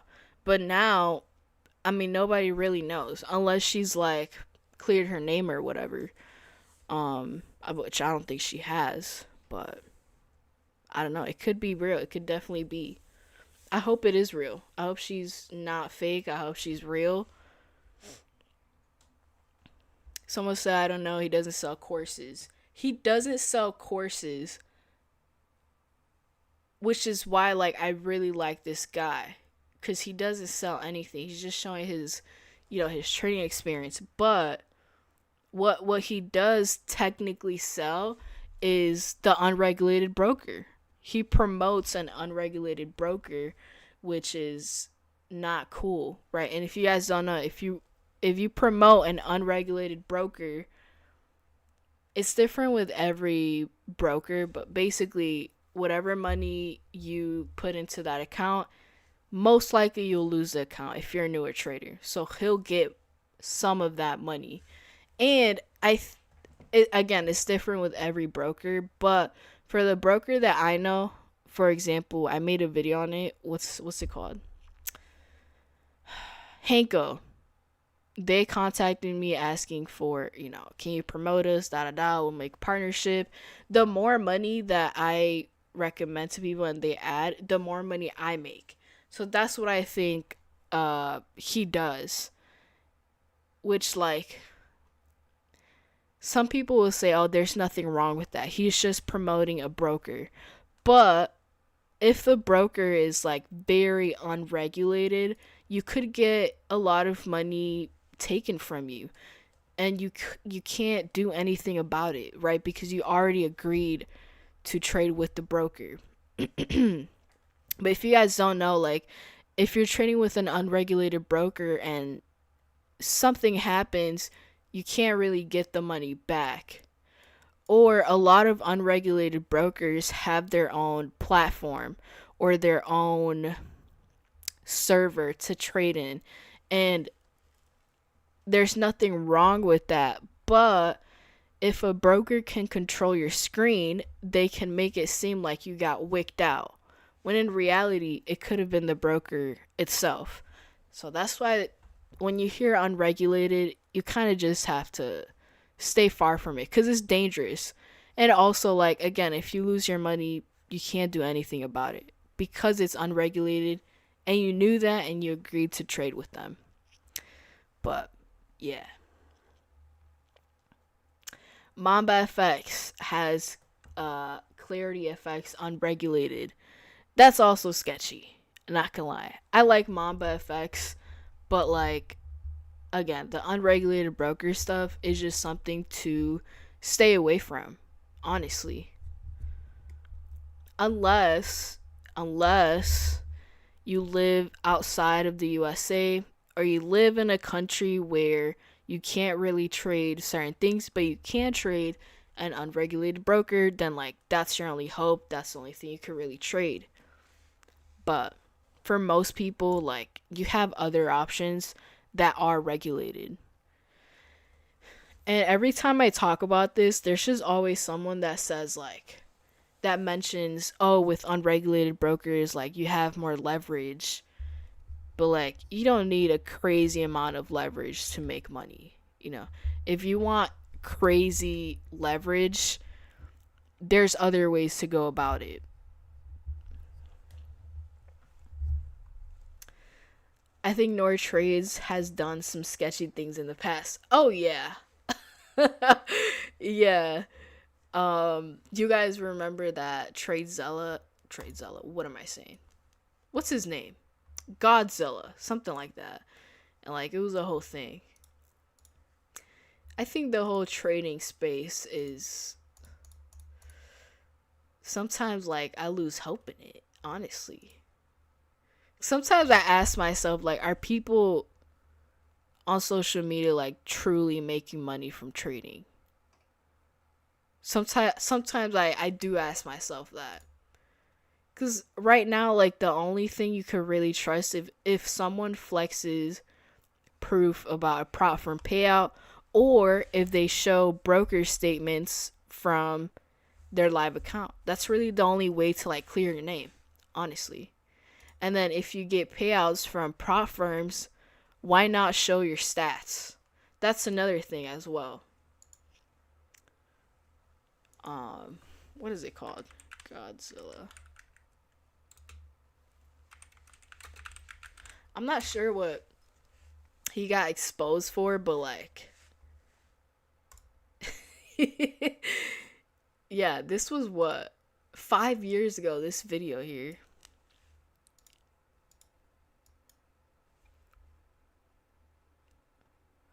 Oh, it's, there we go. This video is funny, and yeah, I'm not sure exactly what he got exposed for, but like, it's just sketchy. Tori Trades doesn't play about her stats. She doesn't, yo. She doesn't. That's why she's very good. That's why she's very well known. And not only doesn't she play about her stats, she always shows her broker statements. She's very open about her trading, which is why I like her.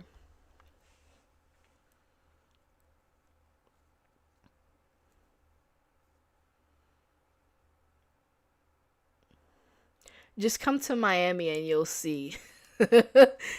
Yo, I used to always want to go to Miami. And honestly, I think I've always wanted to go to Miami because it's always something I see on social media. Like, literally every successful trader either goes to Miami and parties, or they live in Miami. I think I've been sold that Miami life. I really have. So I feel like if it wasn't for Instagram, Miami wouldn't be on my mind, honestly. How do you feel about Doyle? I love Doyle. I mean, I almost said I grew up with him. I didn't. But like, he was someone I always used to watch. And now I trade very similar to him, and I've seen a lot of success. You know, Doyle is like, I would say Doyle is one of the most legit traders out there. And the main reason for that is because he showed it from the bottom. Like, he showed his $200 wins all the way up to his 20K wins. You know, like he's showed everything. It's not like he just came up out of nowhere and like he's blowing up. He's been doing this, you know? And that's my favorite part about Doyle. Another thing with Doyle is just like he's not that flashy. You know, yes, he bought Lambo, he bought a nice car, but like he don't flex that like other traders do, you know? That's also not his personality either. Some of the traders out here, like their main personality is buying supercars. But Doyle's personality is like, or what he shows on Instagram is like calm, you know, slow wins, sticking to the plan, like, you know, and he seems very down to earth. I really like Doyle.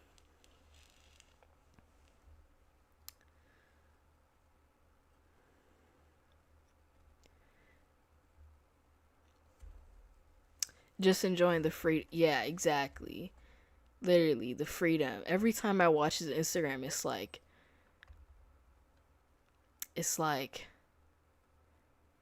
it reminds me just to like be humble, like stick to the plan, take it slow. Like that's his brand, you know. With other traders, you don't really get that. You get flashy cars, flashy things.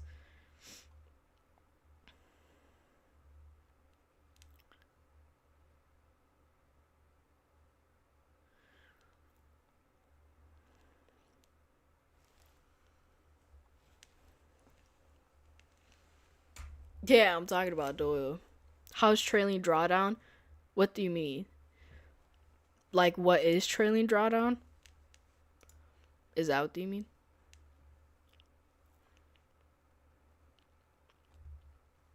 Did I recover my accounts? Yeah, I did. I YOLO'd it and it worked. Thank God. I'm not YOLOing anymore. That was like something I never want to do again. It's gonna happen though. Maybe not with these accounts. With other accounts, it's bound to happen. Especially with the prop firm accounts.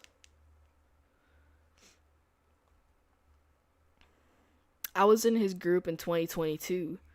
So was I. I was in Doyle's group too. Yo, I remember joining his group and like trading FTMO. Like that was a while ago. And I remember too because it was around Christmas time, and like you guys know around Christmas, like everyone was like, "Damn, like I gotta make money." Da da da. Everyone. That's how I was. So I was like, "Damn, like what am I gonna do? I'm gonna trade." Boom, join Doyle's thingy. At the time, he wouldn't go live.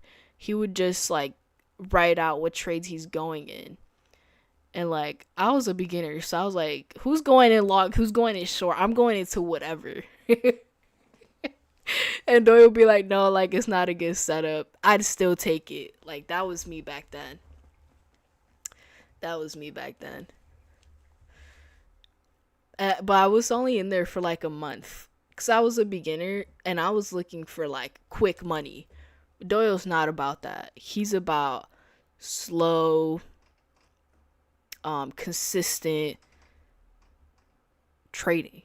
And at the time, since I was new, like I didn't like it. Now though, I love that shit. You know, that's what I truly think would help traders.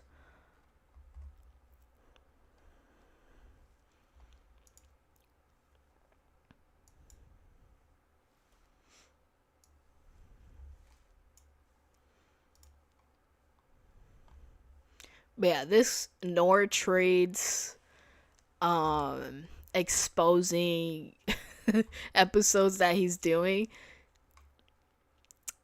I mean, someone had to do it. You know, they're very entertaining.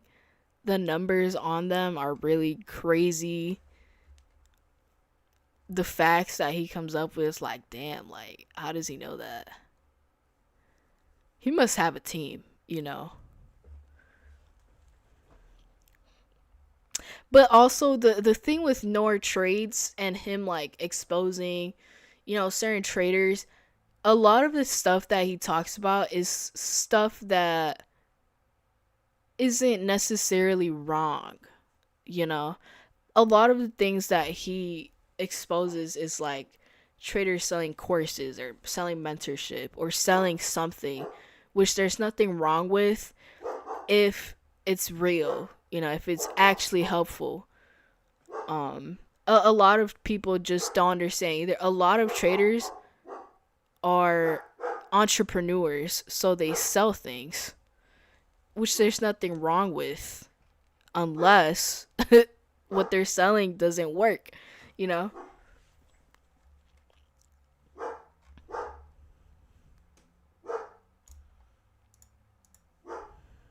But yeah, a lot of traders are natural entrepreneurs, so of course they're gonna sell something.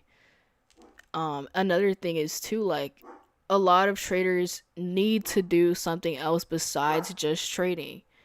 What is that gonna be? More online money, right? So they sell things online, digital products. Even me, right? Like when I went full time with trading, I knew I couldn't just be trading. So I was selling stuff online.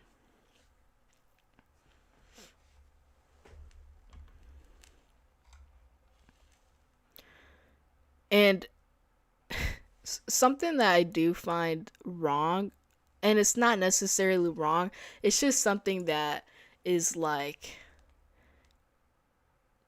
I don't even know how to explain it. It's just something weird. But one time, Alex FX, he said, "Oh, like I've made the same amount of money trading and selling how to trade. Like he made the same amount of money basically with selling courses and mentorship and trading. And like he's made a lot of money trading, or he said he has. To me it's just like, if you sell courses, like hopefully you're making more money trading than selling courses or selling mentorship. That's what I think. I don't think there's anything wrong with it. I just hope they're making more money off of trading. I've blown 30 accounts, zero payouts. You have to look at what you've done, why you've done it. There's nothing wrong with blowing 30 accounts. There's definitely not. But you have to sit down and ask yourself, what have I been doing wrong?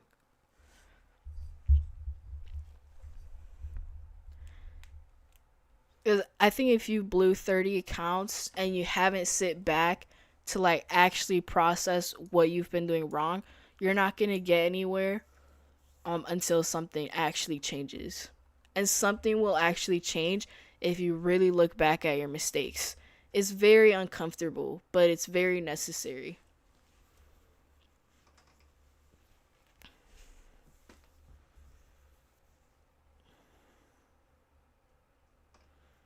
What about the self-proclaimed Go ICT? Same thing with him. I mean, he even said it himself in an interview. It was a long time ago, so I'm not sure is the same thing I'm gonna say, but it was something along the lines of basically he was saying that he was just saying he was making a lot of money from teaching trading, and that like he didn't need to trade anymore. That's what he was saying. It was a long time ago, but he said something like that in an interview. And also with the ICT guy, I know his concepts do work, but a lot of the concepts with trading are gonna work. The market is either gonna go up or down. It's not that hard to predict it. So his concepts, like, there's nothing wrong with it, right? But with him himself, there's some things that he's just gotten caught up. Like he's gotten caught up, you know? If it's his paper account, his broker statement, I don't know. And then the Robbins Cup as well. He was saying how he was gonna win the Robbins Cup, da da da. and like I think he was like the first one to leave.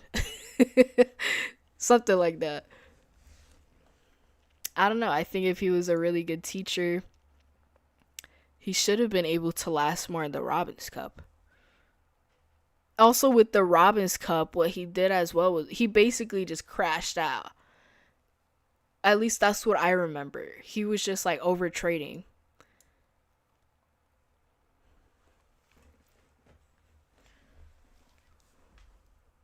But I mean, some traders are like, with ICT himself, some people are just better teachers than like actual traders. That's the thing as well.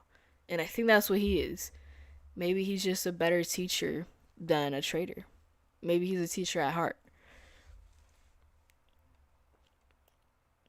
And I mean, that's what it seems like right now. He's taught a lot of people. A lot of people have succeeded because of him. But him himself, maybe he's not that good, but he's good at teaching it. Is 150K account better than 50K? Me personally, I think 50K accounts are better because of the ratio, right? Like passing it is going to be easier because your drawdown is kind of the same as what you need to pass. It's easier to pass. They're cheaper, most prop firms, if they don't have an activation fee. Another thing with 50K accounts, if you trade with micros, it's really easy to manage. If you trade a mini on a 50K account, I mean, it's going to be way harder to actually trade. And then some traders also, and this was me too. This was me a couple years ago. I used to think that 150K accounts were better because they had more drawdown than the 50K account. That's just not the case. If you can't manage risk on a 50K account, you're not going to be able to manage risk on a 150K account. Right? Unless like you change your sizing properly and you start manage risk, then there you go. But other than that, like I think 50Ks are better, especially for beginners. Another thing with the 50K accounts is like you'll slowly build up your emotions to like big profits. Like if a beginner makes $1,000 on their account, they're gonna go crazy, right? They're gonna feel like Superman. And then the next day, they're just gonna blow the account because their emotions are too high. But if a beginner makes $200, their emotions are gonna be pretty level, pretty much the same. Nothing's gonna be crazy because it's just $200. Then the next day, their emotions are gonna be more stable, which would allow them to manage risk properly, take better trades, da da da. You know? Like emotions are going to be easier to manage with smaller profits.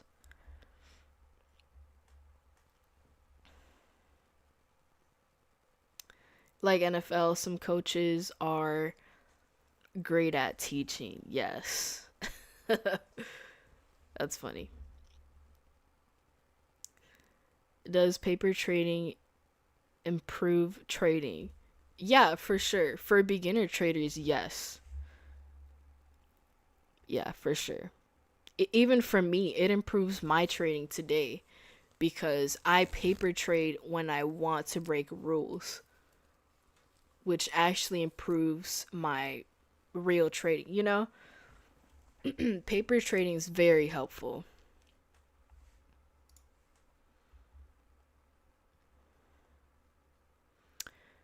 What about ICC? Is that the Psy guy with the like big chains? I think that's him. He's a really good teacher. I mean, like I don't watch his courses, but I have before on YouTube. Like the ICC concepts. I like them because it's just support and resistance. Yeah, yeah. I like ICC. And it's most likely because I trade support and resistance myself. So it makes sense. But with ICT, it's very different from what I'm used to, which is why like I don't do it. All right, and I tried learning ICT concepts. I did. But it never clicked with me. I don't know why.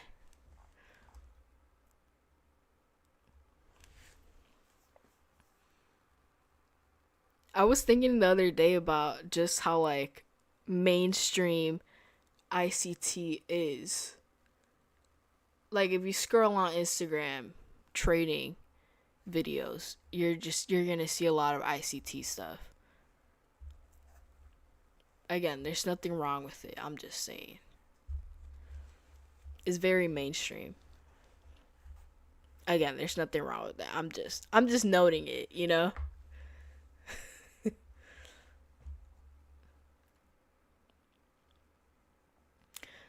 Only doing trading is extremely hard. Oh yeah, for sure. So you're gonna be stressing about money on the red days.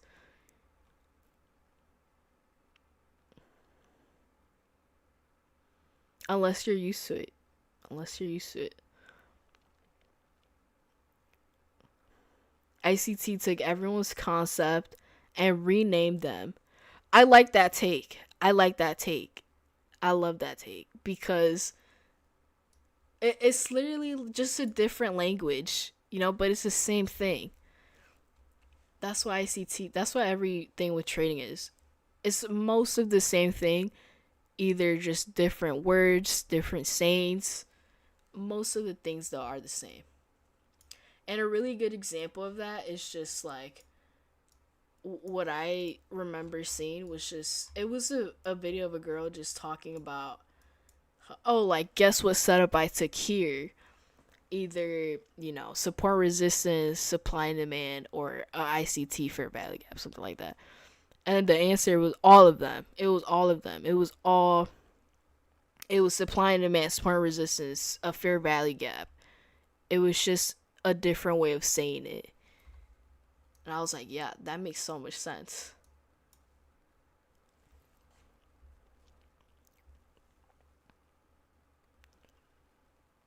Every new trader is ICT, it seems. Yes, yes. I mean, last year when I would get on calls with students, and a lot of the beginner traders were ICT traders.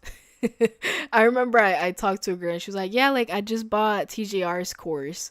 Like I'm learning ICT concepts. And I was like, damn, like that's crazy. And I think that happened a couple times. A lot of beginner traders are trading ICT. And honestly, I think it's because of TJR. He's very popular. I think he's the most popular trader out there.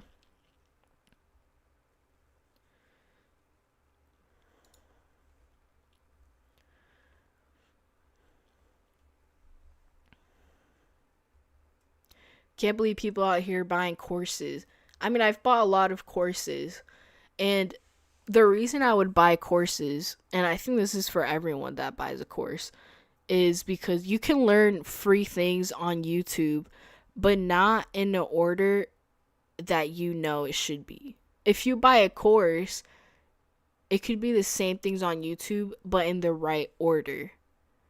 That's why when I first started to learn how to trade, I bought a course knowing there was free info on YouTube because the videos were in order, you know, and you normally don't really get that unless it's like a boot camp or something free on YouTube.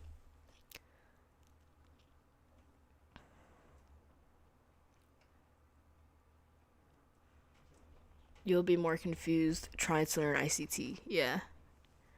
Yeah, if you already know certain concepts, simple concepts, and you try to learn ICT, you're going to struggle. That's what happened to me. I had already known supply and demand, support and resistance.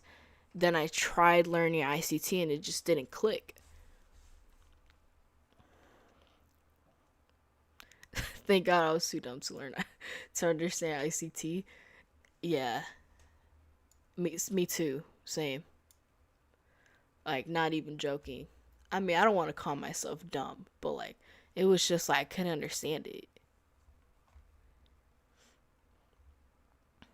And the thing with support and resistance, you see it, like any time frame, you see support and resistance. Like that's how I see it. Anyone that says support and resistance doesn't work, I don't know what to tell them. I mean, it's right here. Boom, support. Break pass turns into resistance.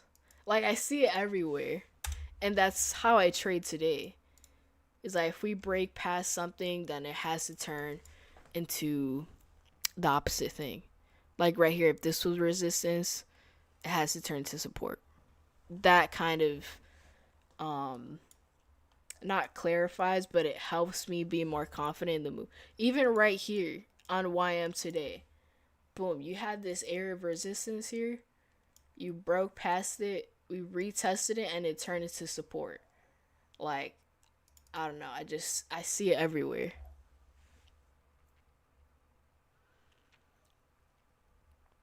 How do I approach the 50K accounts? I trade 5 micros. I risk $200 to $300 a trade, and I aim for a 1 to 2. So a winning day would be around 600, which is really good because if you get a 1 to 2, it's gonna be very easy to do it again, right? But if you aim for a 1 to 4, it might be a bit harder to do it every day. That's why I like 1 to 2, because it's very easy to get consistent with.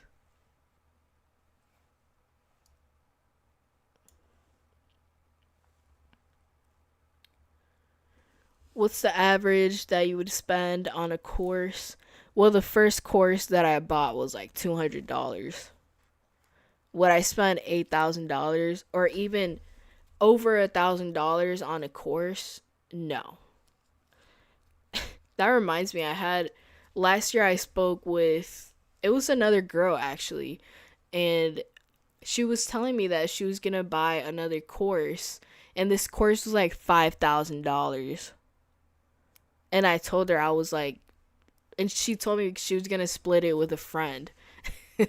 And I was like, no, like, don't do that. Like, you're gonna regret that. You might learn something from the course, but you most likely could learn it for free on YouTube. You just have to look for it.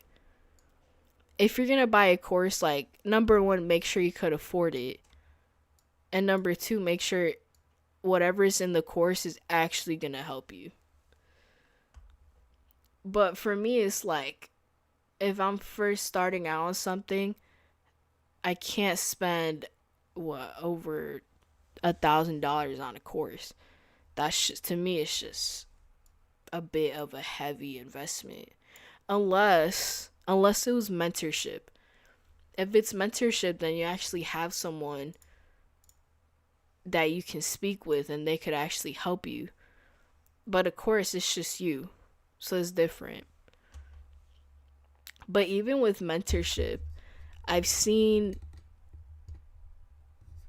I've heard a lot of stories about people paying mentorship like $8,000. And is a very well known YouTuber. I mean, I like him myself. And he charged this person $8,000 and never got on a one-on-one call with her. See, it's shit like that. Like, that's tough. I would not do that. $8,000 for mentorship, unless like I'm in real estate, or something else, then I do it.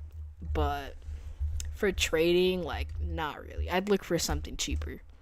Not gonna lie. But again, it's really up to the buyer, and what how they're sold as well. or what they're looking for. Maybe they're looking for something specific. But me personally, like a couple thousand on a course, yeah, no. 8K, no way, fam. I promise you. It was 8K. I promise you.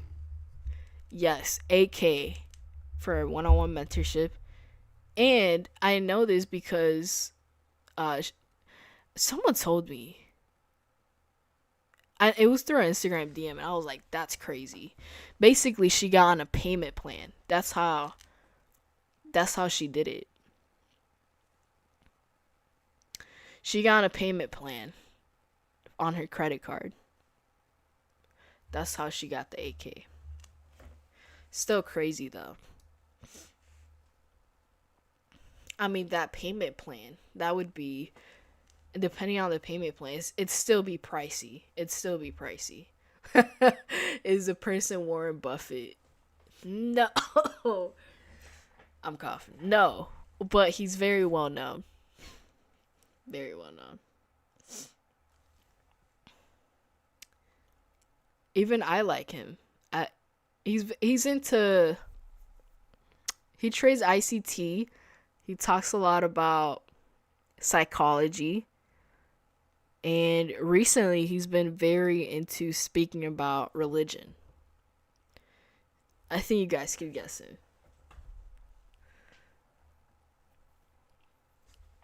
But yeah, 8K for mentorship. And nobody really knows because they don't show the prices for their mentorship. You have to go through their funnel.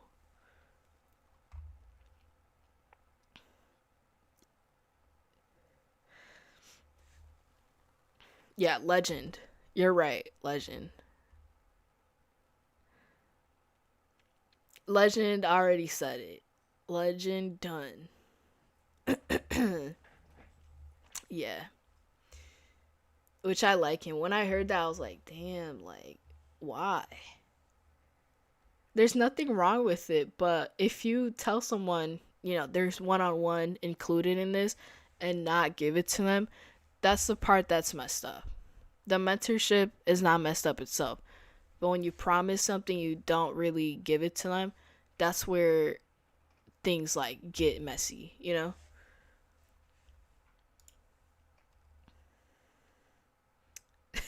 Yo, that's crazy.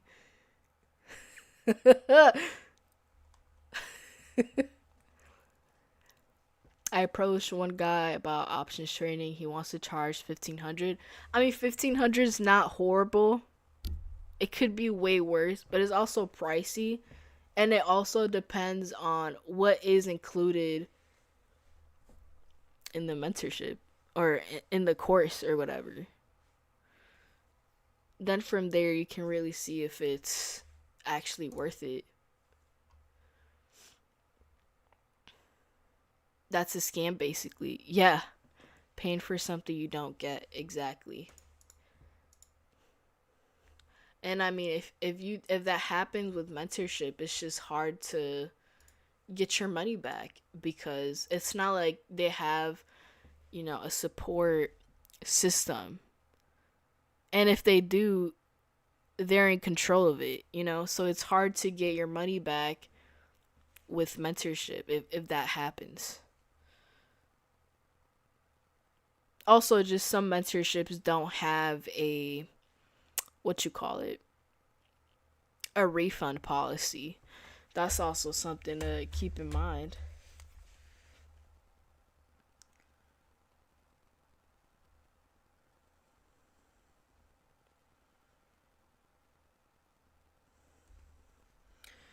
All right, but that was it for me. I've just been chatting a lot. But yeah, I mean, in reality, I just traded for about 2 minutes, which is crazy. But that's what gets me paid in a month. Today might not seem like a lot, but next week, it might add up, which is the good part. The goal with this week, honestly, is just keep sizing consistent, keep risk consistent. Hopefully, the copy trader doesn't mess up anymore. And yeah, I mean, Slow and steady wins the race. That's my plan this year. Taking it slow. There's a reason for the refund policy scam. Yeah. How much they value their time. Yeah, that's also another thing. I mean, one time I talked about it and someone was like, "Oh, you can't say that because everyone's different," which I know. I'm just saying my opinion. AK for mentorship is insane. Unless, unless it's like real estate, right? Or you're talking to like someone that's really, really, how do you say it? Really valuable, then I think it would be worth it. But for trading, I don't know. I don't know. I don't think so.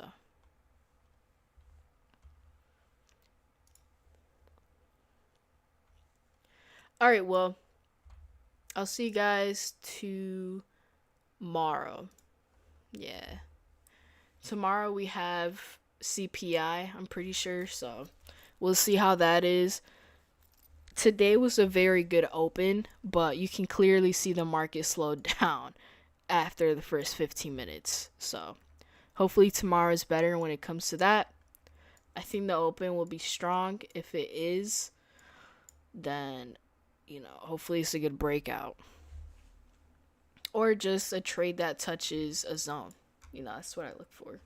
But I'll see you guys tomorrow. If you're going to keep trading, I'd be careful because the market slowed down. If you're going to take a trade, make sure it's an A plus setup, manage risk properly, and I mean, don't be on the charts all day. You're trading for freedom, not just for money.